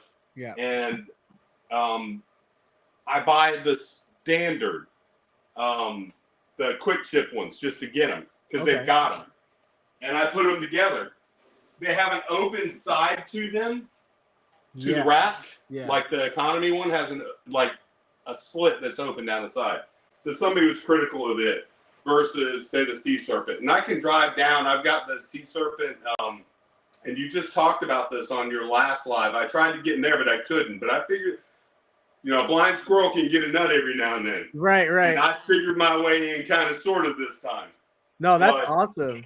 Yeah. And we just started this too. This is only our second time. So the more that people learn about this episode, so to speak, or series, they'll know what time we go live and they can join and all that. So. Absolutely. I always just look and I love your videos. I learn. You've got a great personality. You're a Christian. I'm a Christian. Awesome. Got to support a brother, And, well, I definitely appreciate it, man. And for looks sure. like you got a nice system going on there. So I got a system. Yeah. I don't know how nice it is, but I got a system. But yeah, touching real quick on what you said about people being critical. Yeah, it's a tough market, especially in the leopard gecko world, which is one of the reasons why this is one of the things that I was talking about with Reese is when it comes to ball pythons, all of the top ball python breeders, Justin Kabelka, ever evolving exotics, it's been so long since I've watched ball python stuff, but there's a lot of really top end breeders. All of them show off their facilities, show off their habits and all that stuff. But when you do that in the leopard gecko world, people get so much heat for it that they just wind up not posting videos at all, and it just kind of minimizes the collaboration aspect and the promotion and the marketing of our hobby niche specifically. So that's one of the problems I've noticed with leopard geckos. It's an astute pickup. You've lived it though. That's why. Yeah, I've definitely lived it for sure. You've lived it. And it's absolutely ridiculous. There will be no growth, not talking about breeding, but talking about the development of this species if we don't talk. And I wouldn't be here if it wasn't for Brian Barczyk's videos, your videos, people doing things by trial and error to see what does work, what doesn't work. And I don't want it to go away, so we love these animals. I spend a lot of money because I don't sell a lot of animals because I'm doing what y'all kind of said that works. Like first, second generations, you don't know what you're getting. So hold on a little bit to what you got because you don't know what's going to pop out. I invested quite a bit of money into the ones that we do breed, and mine's unique. It might not, you've seen it before because you've done it so long, and probably this other gentleman. But all my breeders are in glass. That's how I started. Oh, cool. And all my babies after that went to racks. Nice. But I've never pulled my laptop back here sitting on top of 4 glass. Nice. 20 longs. It works for me. Somebody's going to say something sideways about what I'm doing with that. And I could care less because I'm not going to let them run me out of it. I feed them. I take care of them. I have a mobile vet that comes by once a month. And I just want to do it right, you know, but the biggest thing is I put the animal first. That's awesome. And you put your animals first. I don't care what anybody says. I watch. Well, There's love I involved definitely in appreciate it. And welcome in Sofa King Drew. Have we spoken before online or? No, sir. Okay, so this is actually my first time being live. Okay. Cool. I have a background in music production and making music. I was signed to a record label in Houston in the mid 2000s, and so I'm not uncomfortable with the public, but my life is very, very different from what it was then. Okay. So, like some people that you would know that I've done songs with, because I kind of paid attention to the music that you listen to. I've got 3 or 4 songs with Charlie Boy. I've got a couple with Paul Wall, Slim Thug, DSR out of Dallas. I don't know if you know if any of those people resonate with you, but like I said, I've paid attention to some of the music and stuff you've listened on live stream, so I figured you probably knew who some of them. I'm new to the hobby as far as leopard geckos go. I had a white line gecko in high school. I took care of him horribly because the information was terrible, like in 97, 98. Yeah. And I had a friend that lived 2 or 3 doors down, and they had a Euromastix and a boa constrictor, a king snake, and something else. And I took care of his animals while he went out of town, and he ended up moving back to Wisconsin. He was like, "It's too cold in Wisconsin. I can't afford the electricity bill. Would you like the Euromastix?" So I took the Euro, and then I kind of have been more and more into the hobby. And I actually think that my passion is probably with leopard geckos. How many leopard geckos do you have?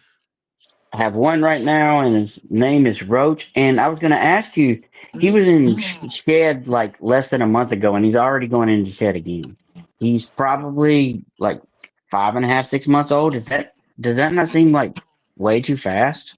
So here's the thing. Based on his size, I have some that are a month and a half old to 2 months old, and they're the same size as him. So 2 things could happen here. Where did you get him from? Some random pet store. Like Petco, or was it a reptile store? It was a mom and pop store, and they had mainly fish. Okay. And they had like a small reptile section. So what happens at pet stores sometimes is that geckos don't receive as much food as they need to grow at the highest rate possible. Or if they are receiving a lot of food, they're not getting the proper supplementation of calcium and vitamins to also grow as quickly as possible. So that gecko right there looks like he should be about 2 months old, but you're saying he's 5 months old. So here's the thing. A 5-month-old gecko can be almost full grown if it's growing at a normal, quick pace. But if it's growing at a little bit of a slower pace because it doesn't have as much food or vitamins, then it could go into shed more often if it's smaller like that, because maybe it's still growing. And when geckos are still growing, it is possible for them to shed once every 3 weeks or something, rather than when they get older, it's like once every 4 weeks or something. You know, what you got, Steve? So this one is right at 4 months. There you go. So there's an example of 4-month-old that's been growing at a fast pace, and you can see how much bigger it is in his hand. Yeah, I don't. And I'm assuming that they sold it to me at 6 weeks old is what they said it was. Okay. Yeah. Okay. So yeah, we're assuming that is correct. How long have you had the gecko for? Since I have it on Google Calendar. It's July something. Okay, so you've had the gecko for 2 to 3 months, three months or so. Yeah. And I have a scale if you want me to weigh him real quick to kind of give you an idea. Go ahead and weigh him. And then while you're doing that, what are you feeding him? Yeah, what are you currently feeding him? I have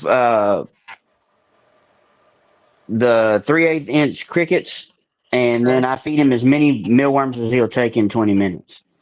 In 20 minutes. Hey, So can I share a pro tip from you? yeah. I've watched you a long time. Okay, go. I've What would I watched you say? fill up the bowl, What would top it off with supplements. I don't do that 20-minute time. My animals always have food. Yeah. I might overfeed my animals. Yeah. Sofa, I don't know if you have my phone number. It's on my website and stuff, but if you text me, I can send you a video of how we traditionally recommend feeding geckos. When a gecko is still growing, you should feed it. In my opinion, you should feed it as much as it will eat, because it is going to use everything that you feed it, and it will stay at a healthy weight until it reaches about a year to a year and a half old. Then you'll want to scale back the food to a point where you're keeping it at a healthy size. But since your gecko still needs to grow right now, I would feed him a full bowl. I need to send you the video so you have a reference of what I'm talking about. But I would just leave a bowl of mealworms in his cage, probably about, for his size, about 5 to 6 dozen mealworms in his cage, dusted with calcium, with D3 and vitamins, and he'll just eat it till his heart's content, like throughout the week, So here's a prank technique of what he just said. I keep about 1,000 to 2,000 mealworms at the house, and I got like a bin that I breed them in. Okay. And I dust them with Reptivite, and I do calcium with D3 once a week, and then I got a calcium bowl in there without D3 that stays in his tank. Yeah. And what kind of lighting are you using? Do you have a heat light? Do you have UVB?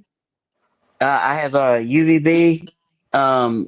It's really a desert bulb, and I know he really probably needs a shade dweller, but it's on top of the screen. Okay, I see And it. then That's the cage right there. Hold up. That's his current, and it's set on 12 hours on and 12 hours off. Okay. This is Yeah, let me take a look at the cage real quick. Yeah, go ahead. Look down, because I'm looking at the top of the light. Okay, so I see the gecko has places to hide. Does it have a humid hide? A place that's kept damp?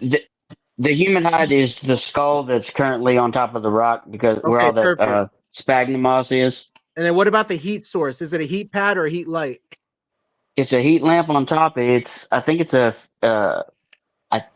if I'm not mistaken, it's a 50 watt, but he's currently in the 10 gallon until he goes into his bioactive enclosure. I got a 40 gallon that I'm going to put him in. Okay, perfect. And the hot spot, do you know how hot the hot spot is? Do you have like a temp gun or a thermometer that can read the temperature underneath the bulb? I use both the temp gun, and then I have like the thermometers, hygrometers, and I also have a thermostat for it to stay at a certain temperature. So what temperature does his hotspot stay at? Usually it gets around 98, between 95 and 98, and then the cold side is around like 75.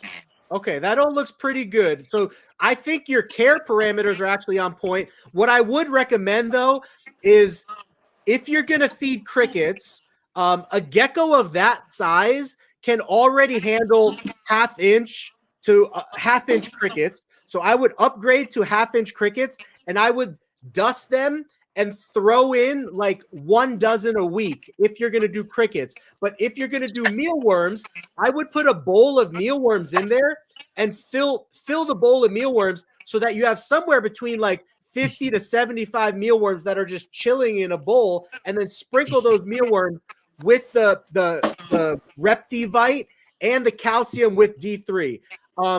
Yeah, I would. Yeah, you could shake it over. A lot of people will recommend not to use D3 with the UVB, but in my humble opinion, I always recommend D3. And I've never ever had a gecko or a reptile overdose, and I think it keeps them growing quickly, and it errs on the side of them receiving the proper amount of calcium rather than them receiving too low amount of calcium if you do versions without D3. So I always recommend calcium even with the UVB.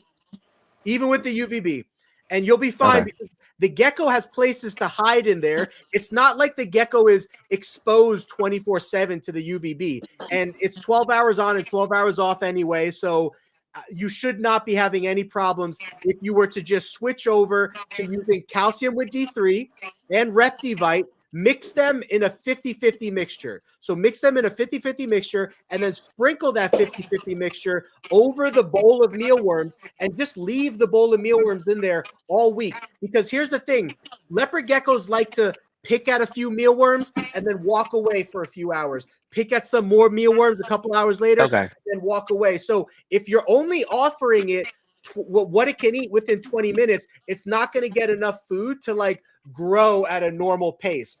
Now, the good news is if you were to make these changes, I think your gecko can still grow to full size. But the reason it's a little bit smaller than it should be right now is because it's had limited access to food and calcium and all that kind of stuff. So if you were to start pumping it full of food and just offering it food, it should start growing at a frequent pace.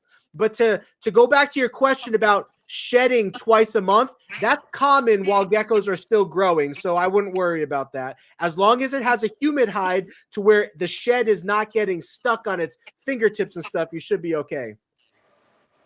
Right. And there was something I was going to say. Now I don't remember what it was. So much information, take it once. Yeah. But connect with me through text message too, because then you could just text me anytime you have a question on your mind. You could just text it to me and then I'll send you a response back. Or if I have a video on that topic, I'll send you a video link back, kind of thing, you know? Also, this is a little bit different from the gecko. I still do music production, but I don't really rap anymore. So if you ever are interested in custom songs or something for you, I wouldn't charge. Oh man, I definitely feel comfortable doing that. That's really cool. I might have to take you up on that one day. A gecko rap or something for one of our intros. That'd be cool. Yeah, probably what I would do is do more like take clips from and use your voice to make a song out of information that you've already given. Oh, dude, that's sick. That's a sick idea. That would be a cool way to educate people, honestly, because people forget words, but they don't forget songs as easily. So, like, if there was a care song we could make, that'd be cool. I could probably write and record it and use AI to change it to your voice. Yeah, dude, that would be awesome. If you did something like that, yeah, I'd be more than grateful, and I think it'd be cool. I would definitely promote it for the hobby or post it on my channels or whatever. Yeah. Again, I'm not interested in being famous any longer because I kind of got burnt on the money side. So, but as far as the breeding goes, if I ever get into breeding, which again, my current where I'm at currently is not where it needs to be. So I would not even attempt to breed at least till he's fully grown and which I'm 95% certain he's a boy, but yeah, the femoral pores are showing. Yeah. He doesn't really like that, but I'll show. Flip him over. Yeah, it's a little blurry, but it's kind of blurry. I thought I saw some hemipenes there, but do you see two big bulges at the base of his? Yeah. I know what the hemipenes are, and it looks like they're there. Yeah. I'll get your number in a little bit, and I'll text you pictures.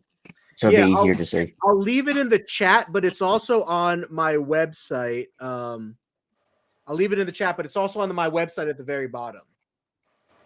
And you can't the reason I knew that he was going into shed is because the banding on him, and I know he's probably a wild type. He's got some carrot tails coming in in the past months, but the grayish bands are really, really lavender when his colors are fired up. Gotcha. But his white band on the back of his head is not gone yet. Oh yeah, that's a good observation. A lot of people don't realize about that white band, how that's really common for geckos that are younger, and then it kind of fades as they get older. But some yellow geckos will kind of keep that white band. I call it a necklace. That's my nickname slang for it. I call it a necklace. Some yellow geckos will keep that necklace, but most tangerine orange geckos, that necklace just gets covered up by like orange pigment as the gecko ages. You're right. And like I said, he had like, I've never seen a tangerine gecko in person, even though I've been to like reptile shows. My roommate has a Madagascar giant day gecko, Cool. and she got it at the same weekend that mine, that I got this one, and hers is probably bigger than this. And I know leopard geckos are probably supposed to be bigger than those, correct? Yes. Yeah, Steve can show you a full grown one if he's got one I there. can, and this to give you an idea of banding, maybe that collar you're talking about. Yep. That's a tornado. That's maybe, I don't know. I'd have to look. My wife. Let's see if I can get a little bit closer month. so you can see his pattern. Can you see the collar? Yeah, I can see the collar. Yeah. Okay. So, but this will turn out to be like mom. Yeah, he'll show you a full-grown female right now. So this is typically mom right here. smaller. So mom has incredible carrot tailing. She's about 4 years old now. She's gorgeous though. Yeah. And she spits off some sick babies. Yeah. That's a refined line for sure. The Tangerine Tornado line has been refined for a while. It's still, I think that'll always be a popular tangerine line for sure. Yeah, she's pure tangerine though, and I breed and her that is, to the. I usually breed her to the tornado that's in here that came from Urban, because you know what I did when I bought it. I'm the dummy that went out and spent the crazy asking price. Back when you did a video. You did a video about I'd like to do an unboxing one day of an Urban gecko. Oh, I went and got one. I did do that video, didn't I? And you've been producing as good a quality for half the price of what I paid. Because that boy cost $900. Yeah. Yeah. And I'll never get $900 for this baby. But that baby is going to be crazy one day, right? It's already crazy. Yeah, no, that's awesome. That's the nature of the animal. Yeah. Let me see if I can up this video settings in. The collars are beautiful. You taught me about the collars also, Frank. The evolution of the animal. Yeah. Right. Yes. A lot of people think that it stays looking the way that it looks when it's younger. And a lot of people sell animals based off of the look, and they'll charge a lot more money, and then people think it's going to stay like that, and then they're extremely disappointed when it changes. It's just it's tough. It's tough to kind of see that happen. I learned the hard way, and I should, because it's your fault. I got something that is your fault, Frank. Yeah. You want to know what it is? What you got? You put the video out too late about clowns. Starting to blend into each other too much. After I went out and bought a bunch of what I thought were quality clowns. Yeah. I got them. And then they start blending. And right.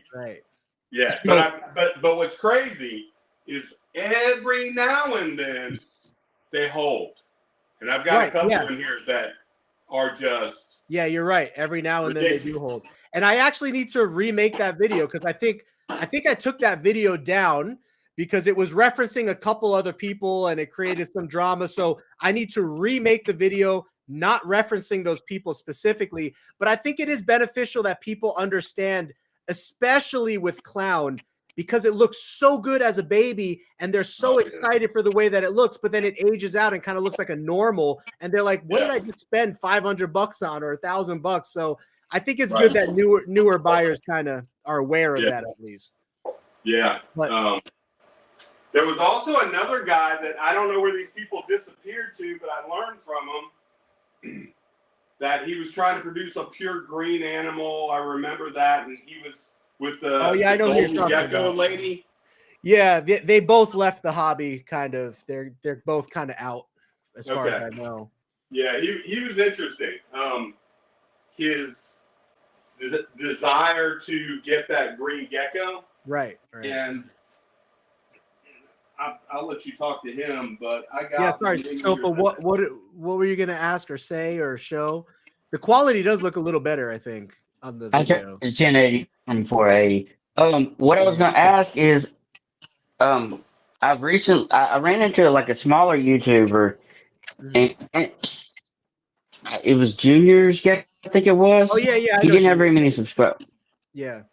Well, I was unaware of purple heads, and Yeah. I think if I were to get into breeding, I think that's the route I'm gonna go Oh, because I cool. Yeah, really like the way they look. it is a cool project that has a unique look to it. Same with like Tangerine Tornado, what Steven was showing and talking about. It's a cool project that has a unique look to it. There's a lot of cool projects in the hobby.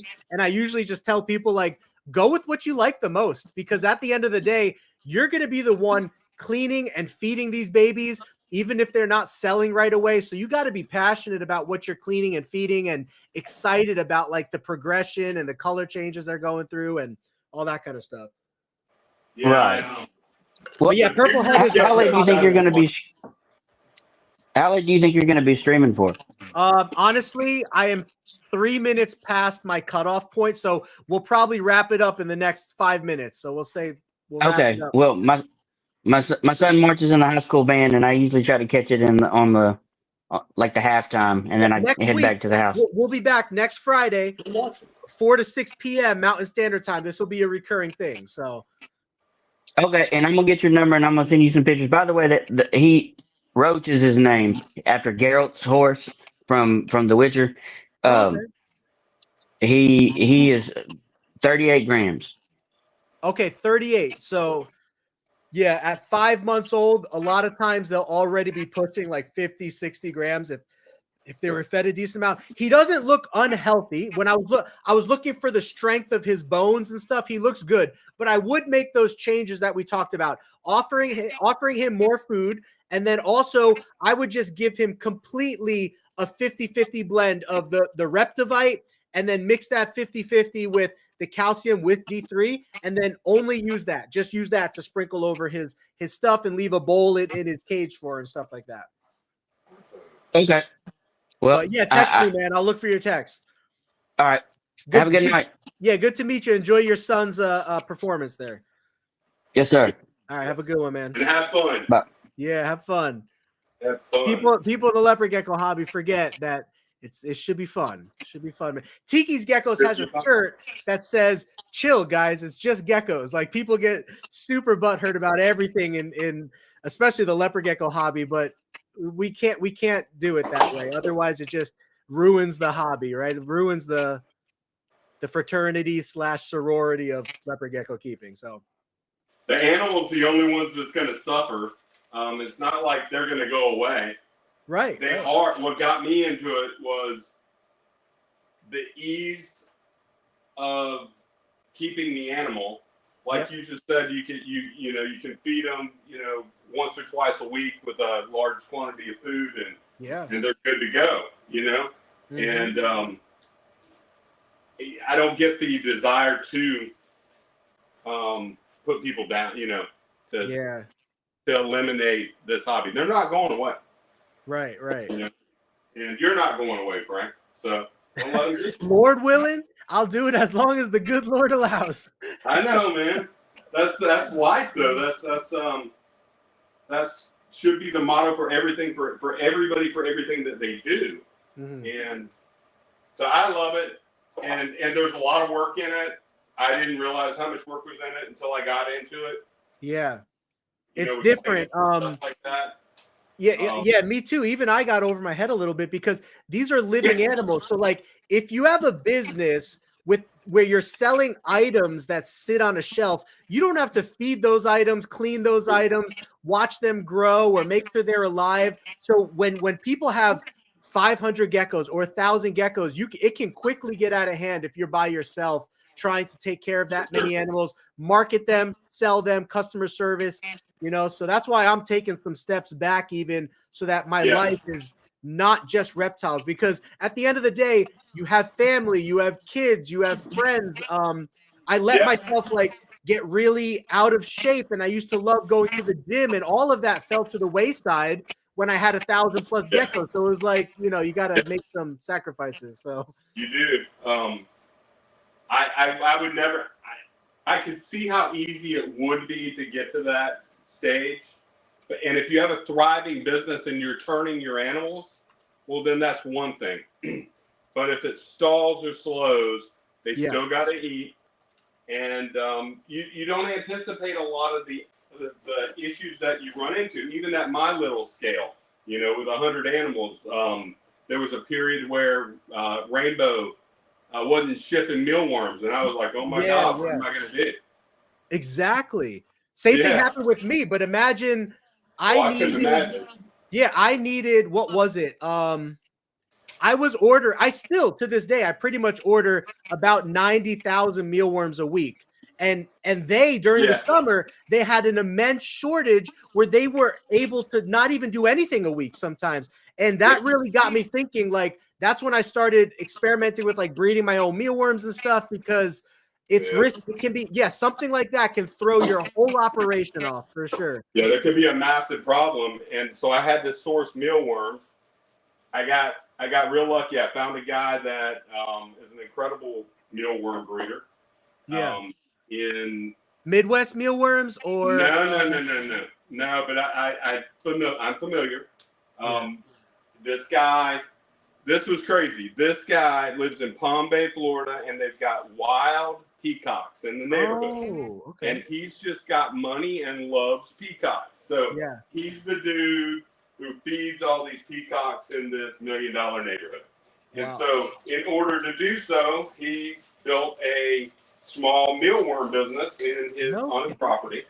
Yeah. And I discovered him through the church, and because he got interested in a gecko for his grandchild. Yeah. And he asked me, he said, "What do they eat?" And this was right around when Rainbow was not shipping. Yeah. And I got down to 20,000 mealworms, and I was freaking out. And I said, "Look, they eat mealworms." And he said, "You've got to be kidding. I breed mealworms." And so I was able to strike a deal with him and get a killer deal. I spent $40 less on 20,000 than what I did with shipping out of California all the way to Florida.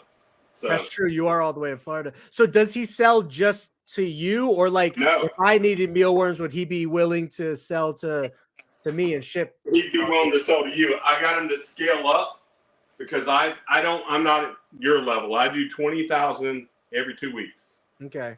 And he sells on eBay, man. Oh, nice. It's a great business, the mealworm business, because chicken owners do it. I guess peacocks too. I didn't know that about peacocks, but a lot of bird people and chickens are really popular. And a lot of people will do mealworms for their chickens. Of course. But and animals got to eat. Yeah, I'm trying to connect with this bait. So I started recently picking up mealworms from the airport. I don't know if you know this, but when you're picking up massive amounts of mealworms in bulk, you could actually pick them up from Southwest Cargo. And Rainbow will ship Southwest Cargo, and it's only $60 shipping cost no matter how many worms you get, pretty much.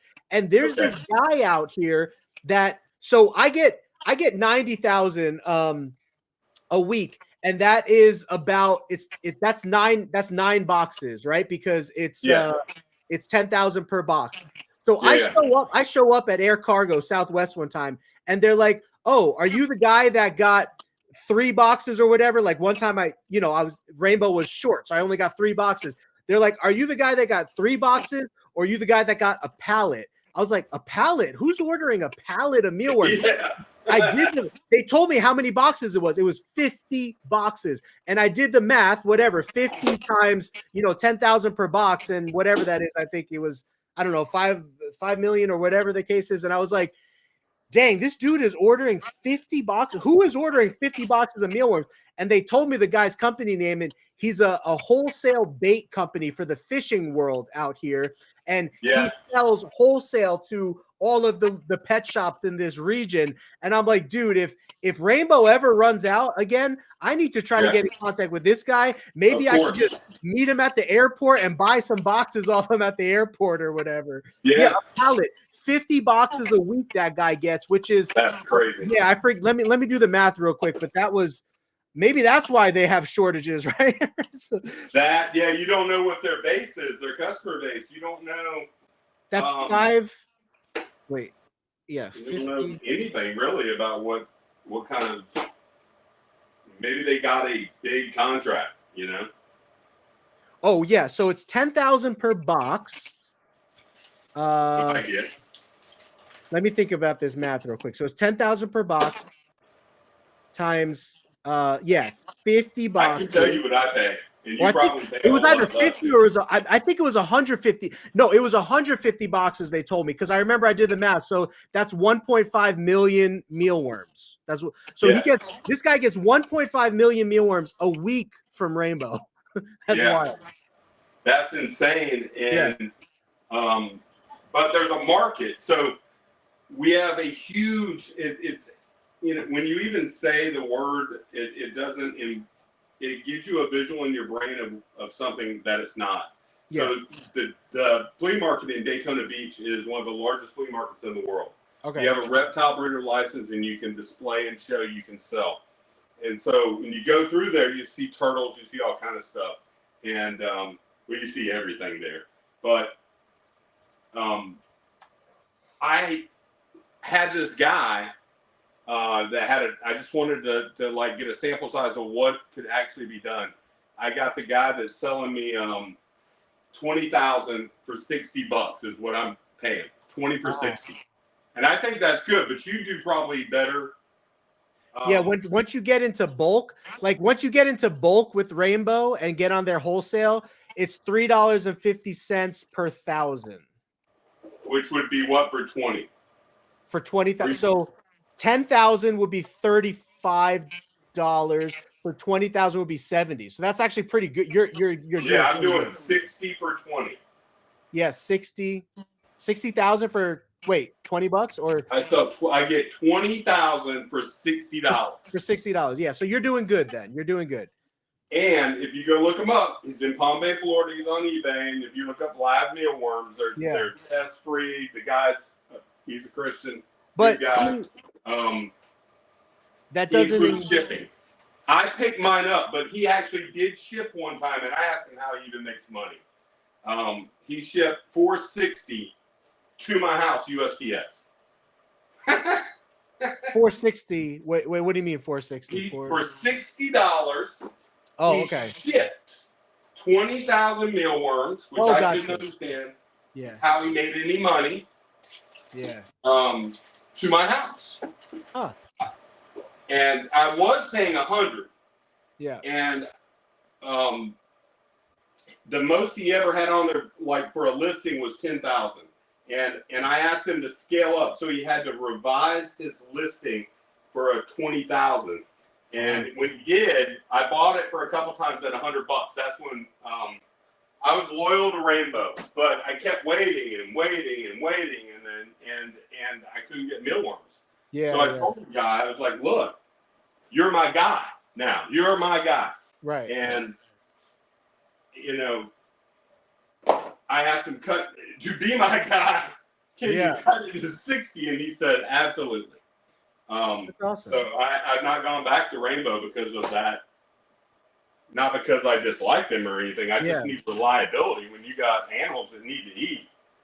Oh yeah, yeah. It can be scary.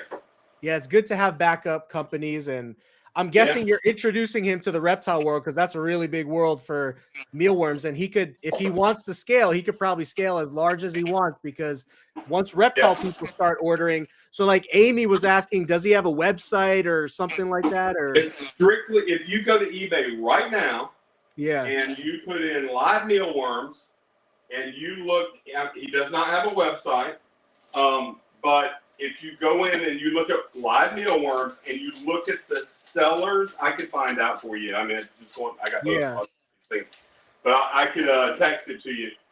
His listing, and is Palm Bay, Florida.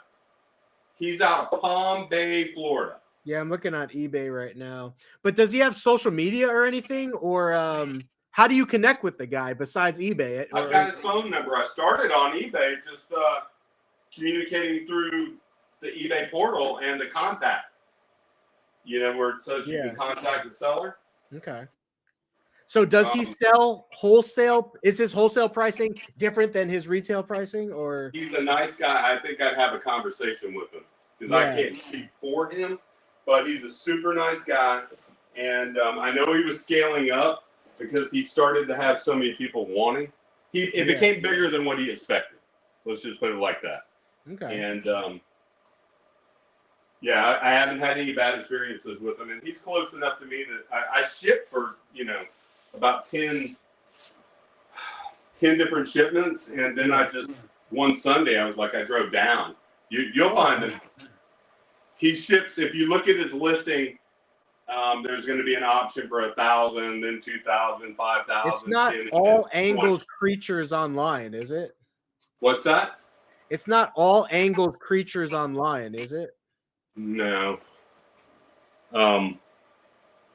Live mealworms bulk 250 to 20,000. Yeah. Where is that seller at? That has a leopard gecko on it eating a mealworm. I don't know if he's updated it or anything, but if it's Palm Bay, Florida, that's I'm trying to.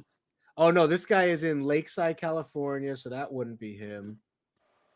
This is Puerto Rico. Palm Bay, The guy Florida. in Puerto Rico.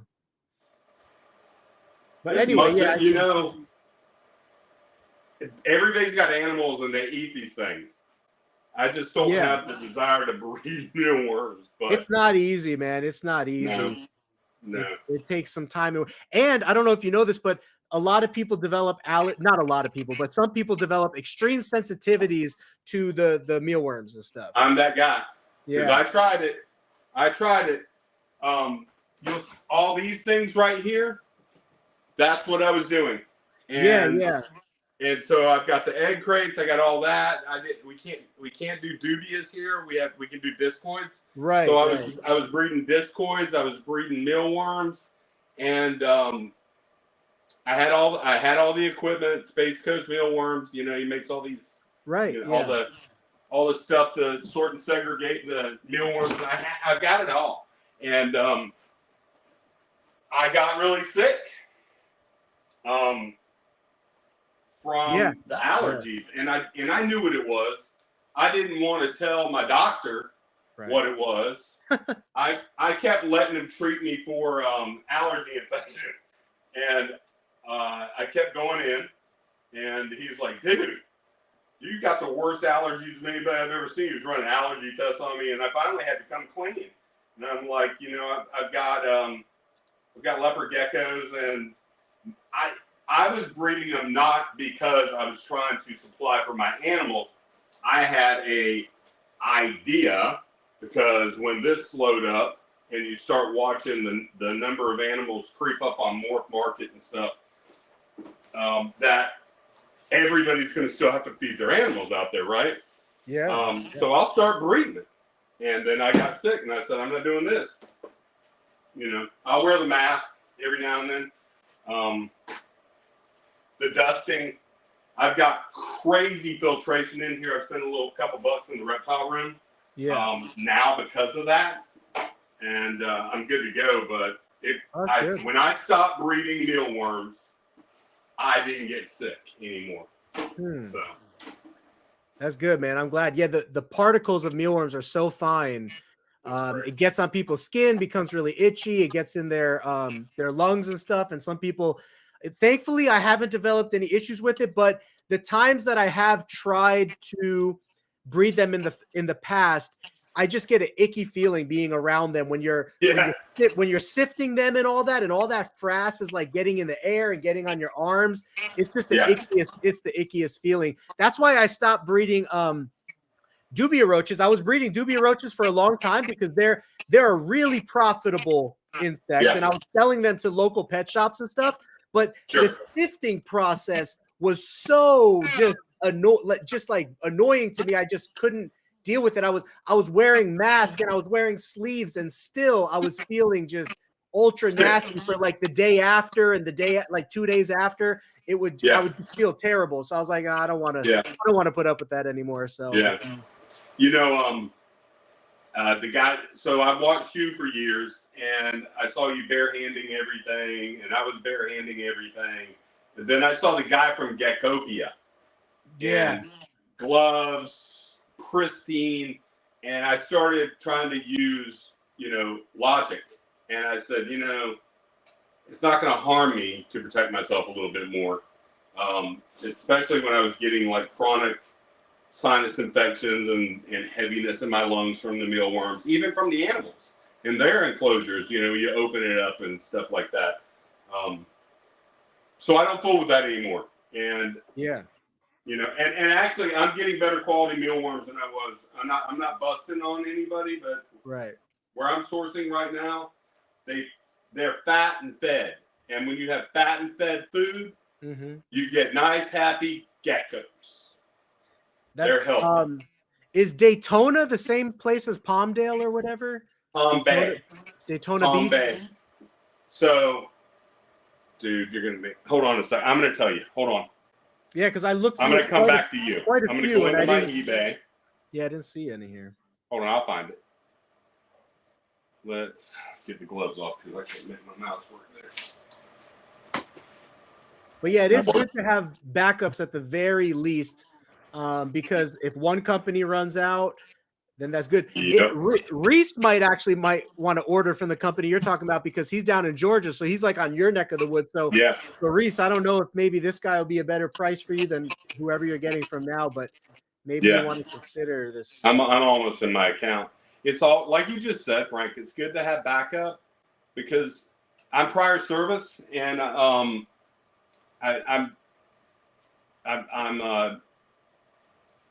medically retired, but I work full time in the insurance industry. Okay. And so the military says 1 is none, 2 is some. So the theory of 3, right? So if you don't have 3 of everything, everything can fall apart. And so if if I did it, I was relying on the 1. You know? Yeah, same. So actually, hold on. I'm gonna. That's why most people. Down. I can't see you on this. I've been watching on my laptop. You can see me on the front camera, right? Yes. Yeah, I can see you. All right, cool. So this is, if you can see that. Oh yeah, I just saw that bearded dragon. Where is? Okay. There he is. Okay. That guy. I got him now. Okay. Yeah. So his name is Mealworm Nation. Mealworm Nation. Mealworm Nation. So I drive down. And I was paying 100. Okay. I don't anymore. I pay 60. And, but he includes shipping in that price. Nice. If you message him, he is a solid individual. Okay.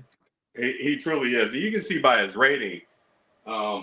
98.8. That's pretty high. He's top notch, dude. This guy is reliable. He ships United States Parcel Service. Yeah, a lot of people will. Yeah, a lot of people use mail. Yeah, for insects. Yeah. Yeah, he ships the mail, and I thought, well, that's going to take forever, and it really didn't. I've driven down twice and picked up because it's a little bit of a drive, but on Sunday after church, maybe you want to go for a ride.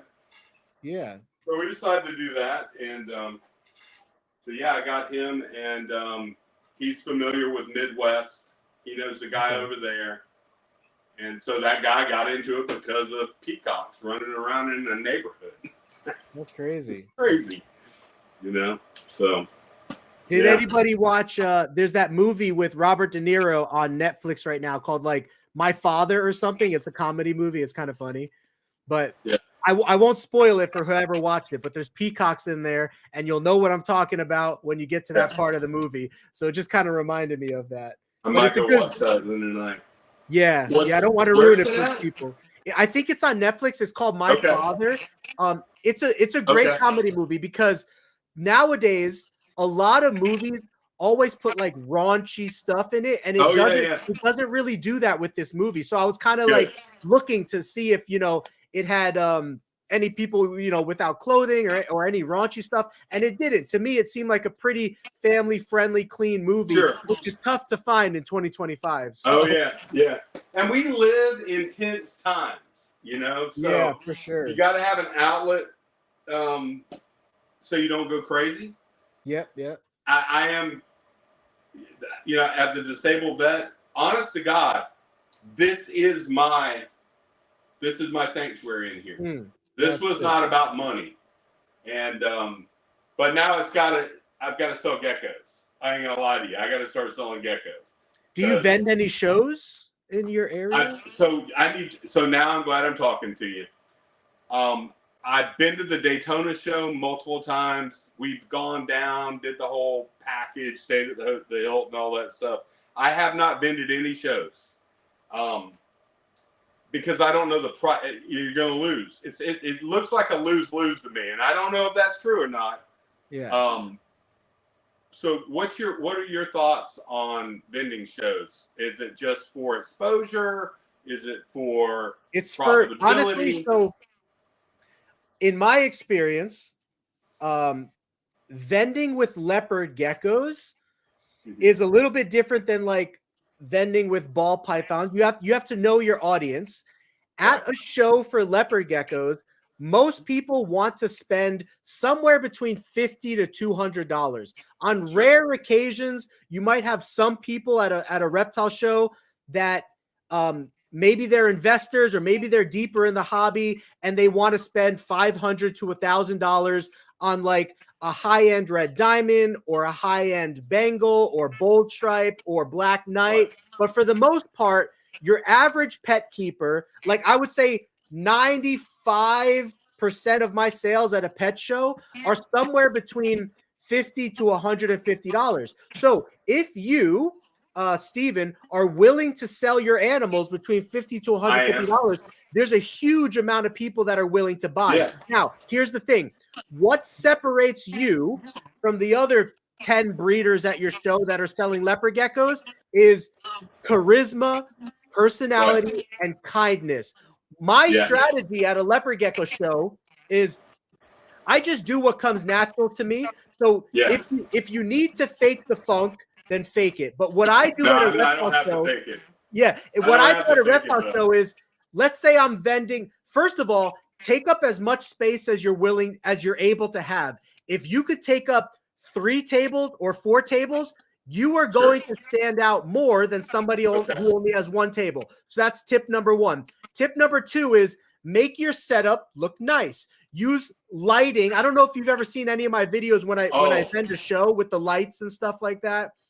Yeah, use lighting. And then tip number 3, which is probably equally as important as tips 1 and 2, is put geckos in people's hands as they're walking by. So I can't tell you how many people will be like walking by us and they're about to leave and I have a gecko in my hand and I'm just like, hey, want to hold a gecko? As soon as people are walking by, even if they don't look interested, I'm saying, want to hold a gecko? And I have a smile on my face and I'm very welcoming. And when you do that, it attracts, but like it's like moths to a light. It attracts people to your section. And then other people are like, wait, why are people over there? Oh, they're letting you hold geckos? Those 3 breeders over there wouldn't let me hold geckos, but you're letting me hold the gecko. That's the key right there. So those 3 things: take up as much space as possible, have great lighting, and have great customer service with customers. Put geckos in people's hands. So I'm ready for a show. As far as equipment, I've watched your shows, the vendors that I've engaged with, encountered in shows. What I found to be appealing to my eye is what I bought. And so I have bought, if you go on Animal Plastics, I've got the individual flip-up container, enclosures with the locks. Right. So I would say I probably could easily display 60. I bought them with the lights and also with our business name, which is First Coast Dragon Creations. Everybody thinks I'm stupid, but that's what I name my business. even though I haven't sold, but 2 geckos under that name. You'll First get there. Coast Dragon Creations, and that's How to Train Your Dragon, which you have a shirt. I saw you wear it, and I love it. Wait, what's your business name? Because I don't know if you've told me that before. It's First Coast Dragon Creations. And First Coast Dragon. Yeah, First Coast meaning the first coast of the United States is St. Augustine, Florida, right above me. Instagram, right? No, on no social media yet. I've got a guy across the street, and I'm on Wix. I've got so the site is being developed on Wix. It will be launched by the end of the month. So Halloween it should be launched. Well, I heard you talking about selling to pet stores, which is fantastic. No. I have 2 local pet shops. Yeah, that are independently owned. Yeah. That I consign to. Oh, you consign. Okay, that's great. That's great. But so here's the thing with selling online.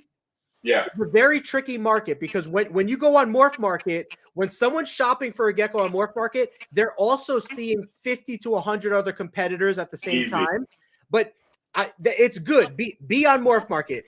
But when you do a show, most of the time, I would say if you have some money to put into presentation, and if you are a customer service kind of person like we were talking about, I think you would do pretty well at a show because at a show, they're doing the advertising for you. All you need to do is sell yourself. That's all you need to do. And leopard geckos almost sell themselves. They're pretty animals. They're easy to care for. So all you need to do when people are walking by your table, just put a gecko in their hands and be friendly and be personable. And I think you could sell easily 30 to 50 geckos per show. I'm giving you. So I'll tell you what with my strategy, I was able to sell on average 40 to 60 geckos per show with my strategy. So I think you could do the same thing within that price point range of like 50 to 150 to $200 sometimes, or $300 for like the higher end colored tangerine. Yeah, I think you can easily do that. Frank, do you catch a lot of heat? Like let's say that I'm out there and I'm posting up. I'm showing tornadoes or tangerine tornadoes at $300 at a show, and I'm in a show, so don't forget where I'm at. So some of the high name breeders, and I'm not going to say their names. Matt Baronic, Sasselbeck Reptiles. Sasselbeck Reptiles is in Florida. There's a few of them here. He vends your shows, I know. They do. They do. I've seen them twice there, and so you're asking, are you going to rub them the wrong way by pricing your how badly will I rub them is what I'm going at. So I'm here's okay the thing. with rubbing a little bit, right? Yeah, here's the thing. I think we should have open conversation in the leopard gecko world, and that's something that Reese and I are going to try to do.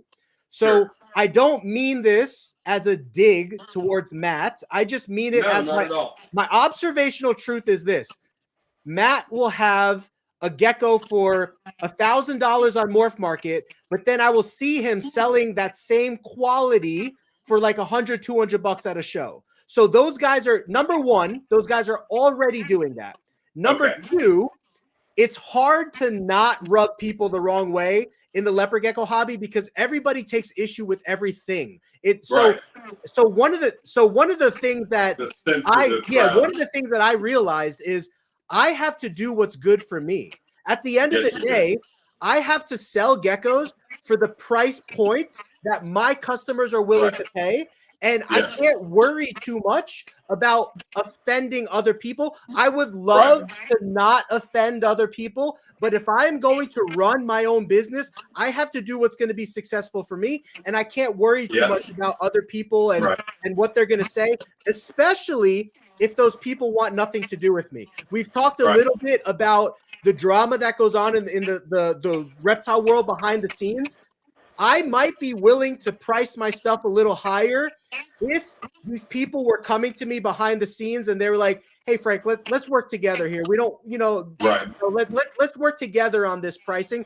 But they don't do that. They just want to. If you're collaborating with somebody and they bring something, of value.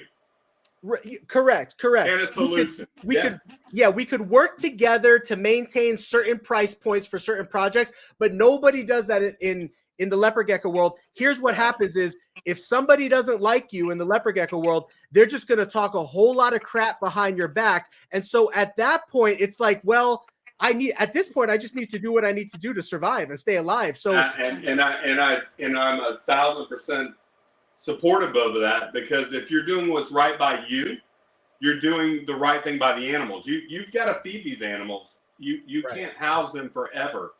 They do deserve a loving home in the pet trade or wherever somebody, wants to provide them a good home. Holding on for price is selfish, if you ask me, because it's not helping the animal at all.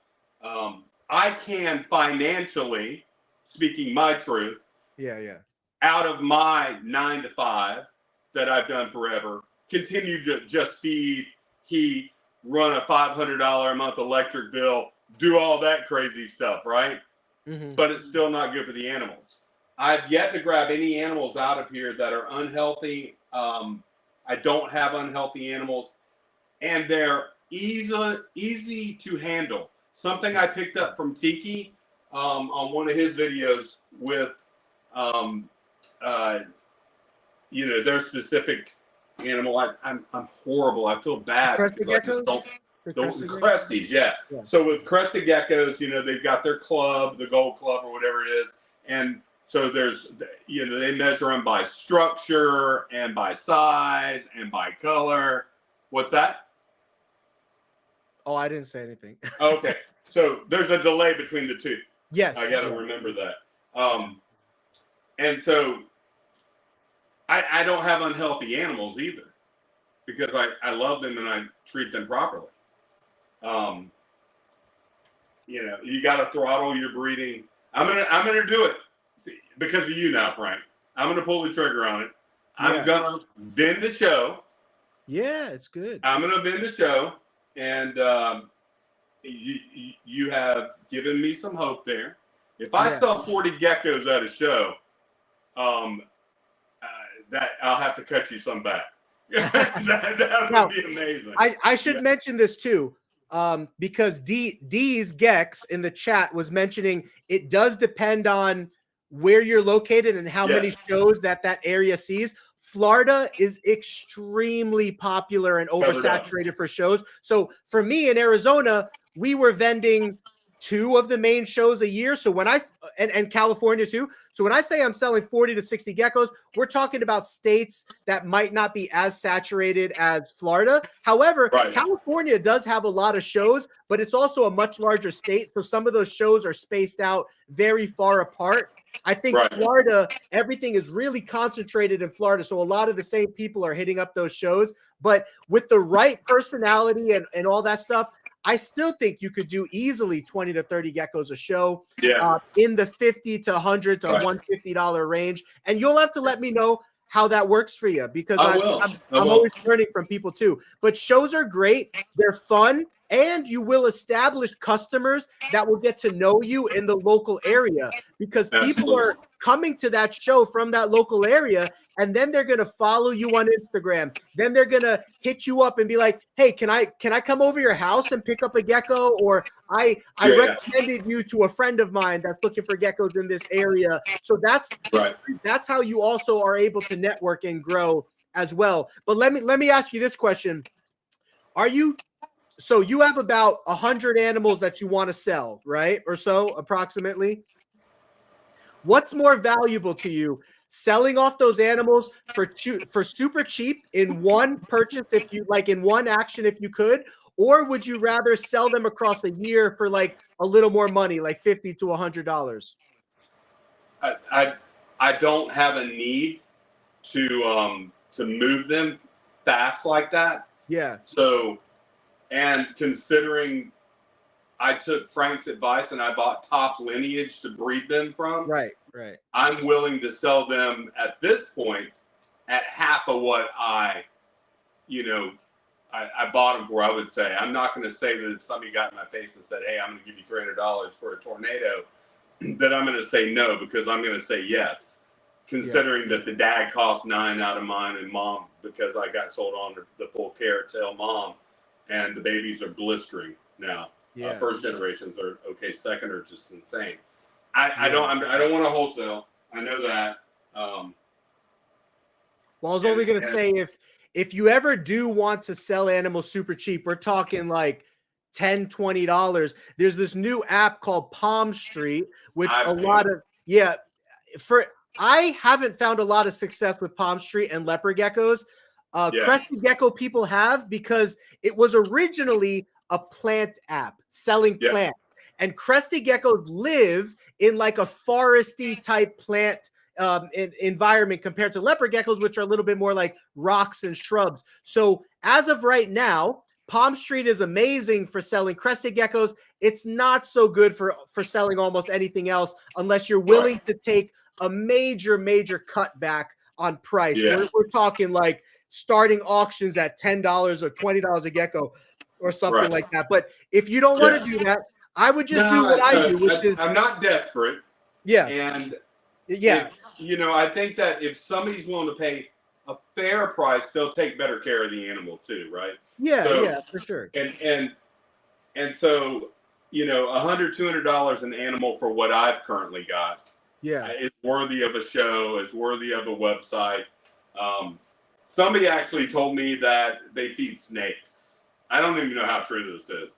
That people will buy geckos for ball python food. Well, ball pythons don't eat geckos.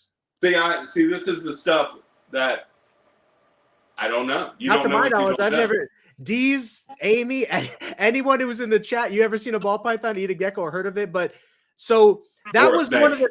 Yeah, that was one of the critiques when there was this there was this attack on me last year, which I was not perfect in my presentation, which is why I've never done this again. But I had 5 ball pythons in one tub, and I had 5 leopard geckos in another tub, and I was showing them off, and things got a little chaotic, and I was kind of handling the animals a little frantically at certain points of that live stream, and I admit that was not a good look. But one of the critiques that people made was that I have predator and prey right next to each other, and to my knowledge, ball pythons only eat mammals. I've never heard of them eating reptiles, number 1, and especially not in captivity, number 2, and especially not when I'm there right in front of them, number 3. So I think the critique that people were having of me was a little over the top. It was unfair, one.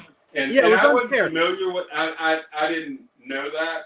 I honestly have been told that people will buy wholesale geckos to feed to reptiles. And now that is true for certain species of snakes, but not ball pythons and leopard geckos. Yeah, but and I'm not a snake guy, so me just throwing ball python is just me throwing that out there without knowledge. Now there are snakes that are there are snakes that are very well known for eating lizards and geckos.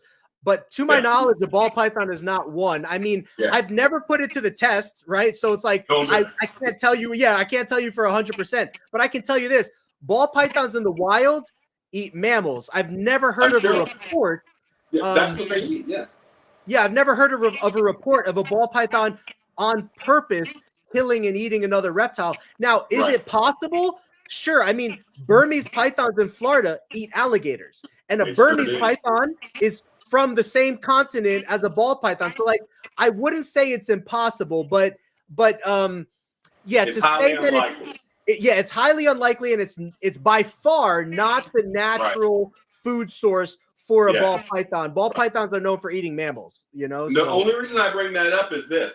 I don't want to sell one of my beautiful animals so cheap that it could be food for another animal. That makes sense. Yeah. That's all I'm saying. And I think that's not what we're doing.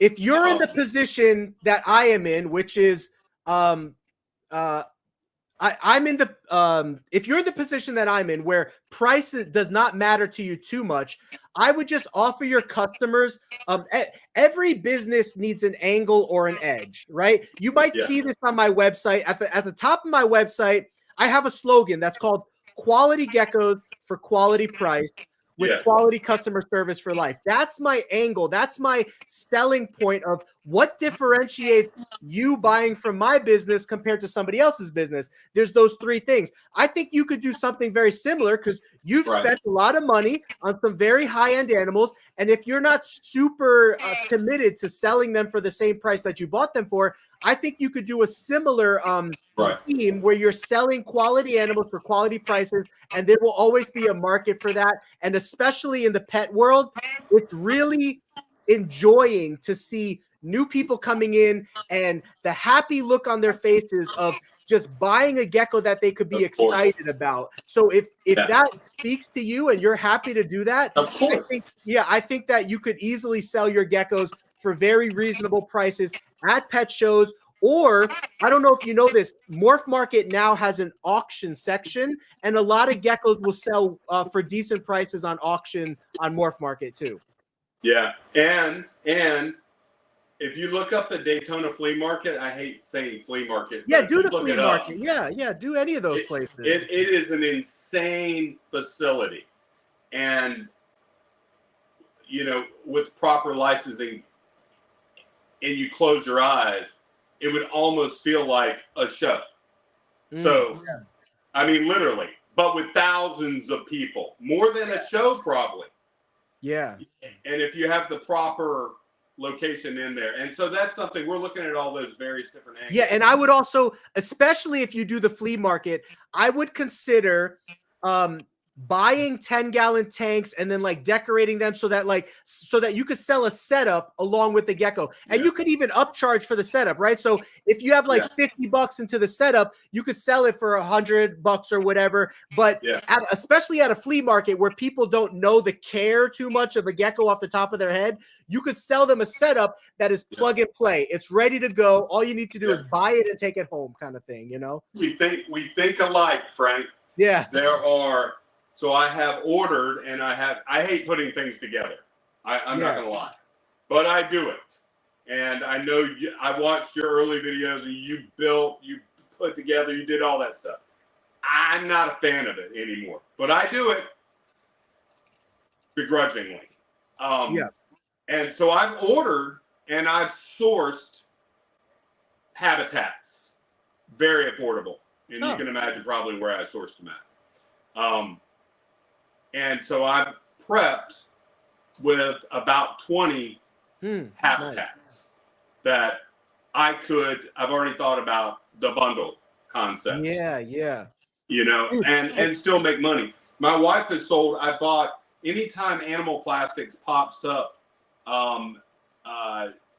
they have a section on their website where people order and then they don't pay or they return or what have you. I buy those up.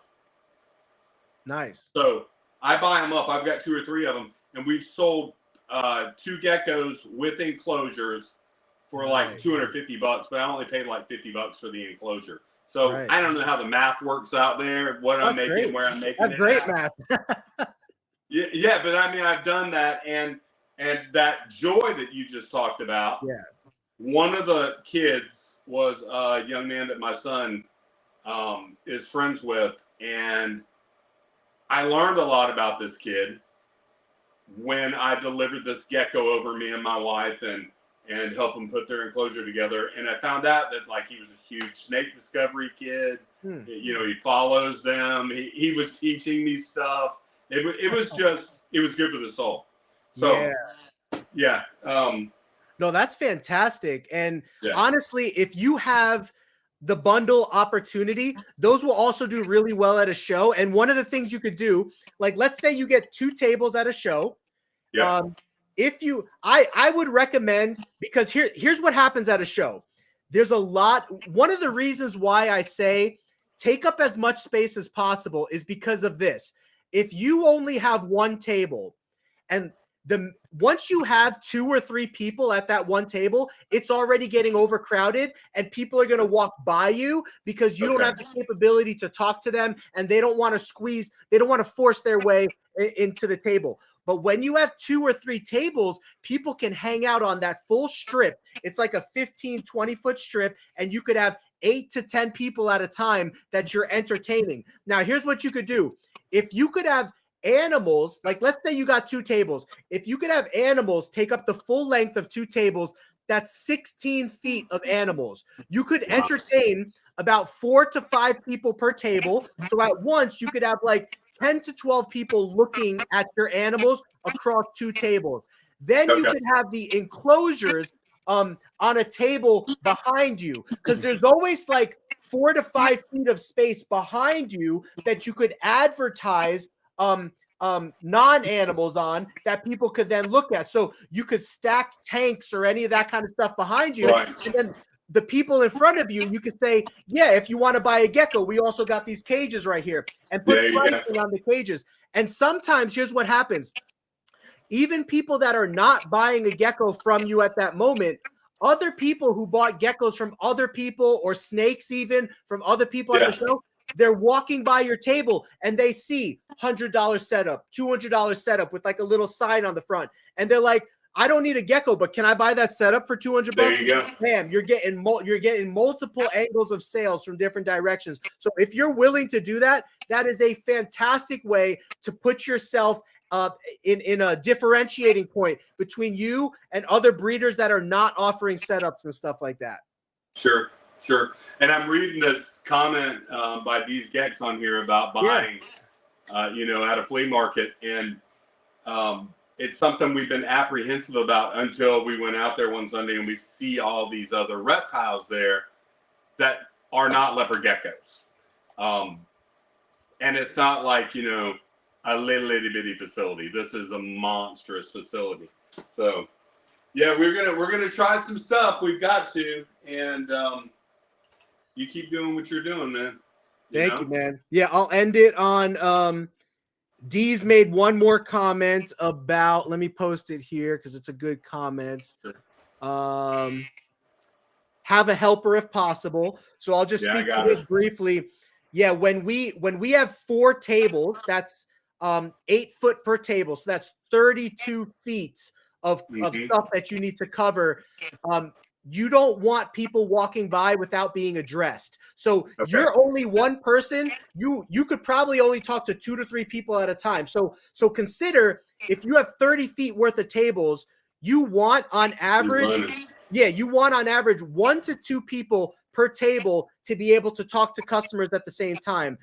Just on average. So if you need to hire a family member or whatever at $20 an hour, or give them 10% commission on sales that they make, or whatever the case is, it is very beneficial, because let's say you have 2 tables by yourself, but you're only able to tend to a minimum amount of people. So let's say you sell $1,000 worth of animals, but let's say you pay someone $200 and you're able to get $2,000. You just made $800 more profit by paying somebody $200 to make more sales for you. It helps to have more people there, more friendly faces, more geckos that are being handed out, more of a fun atmosphere that people are going to be attracted to. And the customer experience is better. The whole customer experience, yeah. My wife is neck deep in this with me, so having that helper is no problem. Yeah, I was gonna say my family. So like my mom, my dad, my wife. So there's 3 free workers automatically, which I'm very grateful for. But then also we have like 3 to 4 employees / former employees that may not be working for us on the cleaning side of things right now, but when it comes to shows, they'll come and work a show with us. So we'll have, at any point, I have a lot of capability to like bring people in if need be. So that's very helpful to have. But for sure, it's been awesome talking to you, Steve. Any closing points? I'm losing you. Oh, any closing statements or points that you'd like to mention? Or no, I mean, it was a great conversation. I do have a point. I think that more people need to do what we're talking about right here. Conversation. This is what businesses do. Through Sprinter projects and things like that, we learn from each other. We develop and grow whatever our love or passion is, no matter what kind of business it is. And the basic foundation is conversation. So I think this has been a great moment, and long time coming. I should have spoke to you a long time ago because I've certainly let you influence my life That's so for quite a long time too. So well, it's thank really you for good talking with me. I appreciate it. Yeah, it's really good to officially meet you. And once you have your business up and rocking and rolling, we'll definitely promote your Instagram and your Morph Market. Are you on Morph Market right now? I paid for it. I haven't posted an animal. Okay. Well, I pay a lot of people for a lot of stuff and then don't do it. Yeah, I know how it goes. What is the name that you're going to be on? So in case someone's watching this. First Coast Dragon Creations is gonna and we're gonna go neck deep in it by the end of the month. Believe it, I'm gonna tell you how crazy I am. For 2 years I paid for Wix. Oh wow. It's supposed to be so easy to develop.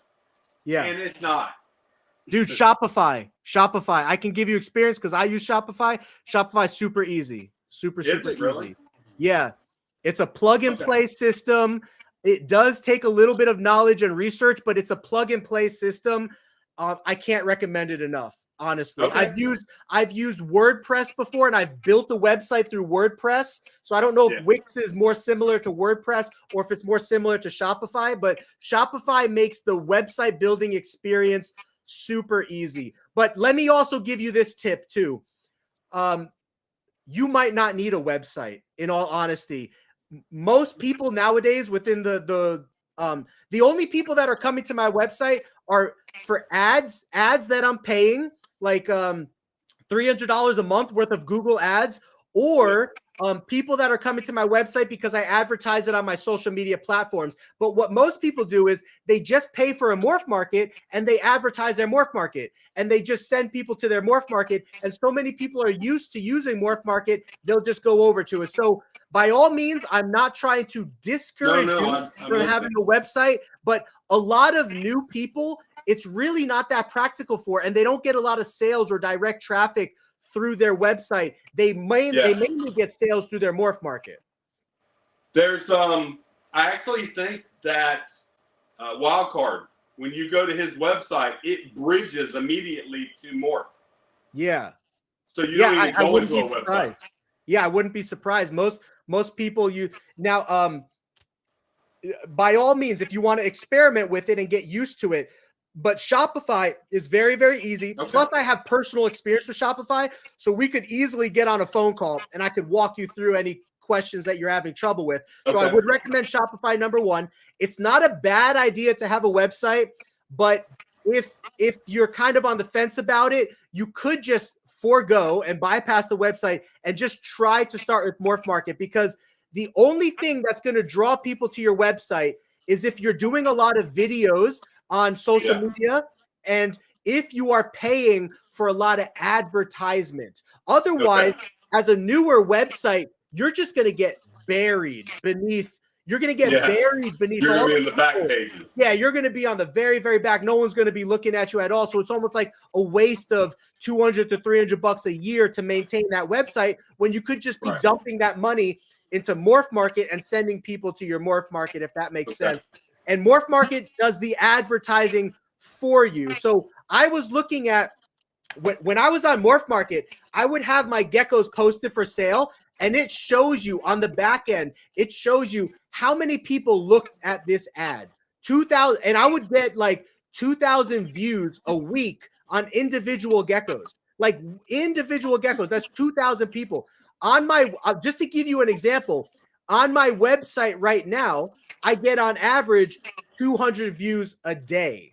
So back then, let's say 2,000 a week divided by 7 days a week, that's almost about the same, right? Kind of, but I do a lot of, I pay for my own advertising. I pay for my own advertising, and I have a heck of a lot of videos that drive awareness to my platform. So for people who don't have the infrastructure social media wise that I have, I usually just recommend to them, just start a Morph Market. People are already familiar with it. Morph Market is already advertising for you for free. And now you can run auctions on Morph Market, which have become extremely popular for selling geckos. Right. I think they cap you though, based upon They do. They do cap you, but you can buy more opportunity for auctions if you need more. And I think you can also like sometimes they do maybe giveaways or something like that for like more auctions that month or something. But I would look into Shopify if you're still considering the website, and then I would just consider the Morph Market. I think, is that the correct spelling? First Coast Dragon Creations? Yeah, FCDC, that's it. FCDC. So yeah, so people could look for you on that channel then, and then also start your Instagram and stuff and start posting photos and stuff and just kind of getting your name out there, you know? Okay. Well, we're about to do it, man. Yeah. And I'm going to let you go. And thank you. Yeah, really great meeting you tonight, and I look forward to connecting with you in the future. Sure. You as well. All right, later, my friend. Easy, brother. All right, I'll see you.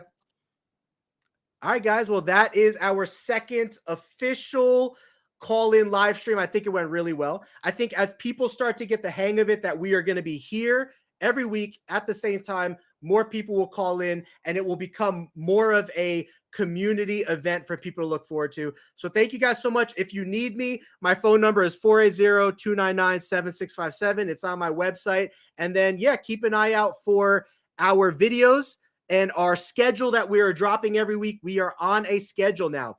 Every Monday, you are guaranteed a new polished and edited video. Every Wednesday, you are guaranteed a new batch drop of geckos. Every Friday, you are guaranteed for this specific segment, 4 to 6 p.m. Mountain Standard Time. And now I am going to restart my interviews with breeders and hobbyists and industry leaders within the reptile community and the reptile world on Thursdays. I'm still kind of figuring out the time that I want to lock in, but it's either going to be Wednesdays or Thursdays from 4 to 6 p.m. Mountain Standard Time or 5 to 7 p.m. Mountain Standard Time. You will see me lock in that officially on our schedule sometime soon. So I appreciate you guys. I'll see you in the next video. And until then, you know what we say. Have yourself a geeky gecko. Great day. Thanks, Deez. Thanks, Amy. Thanks, Reese, everybody who's been here and everybody who attended and everyone who's been watching and everyone who watches back. Peace.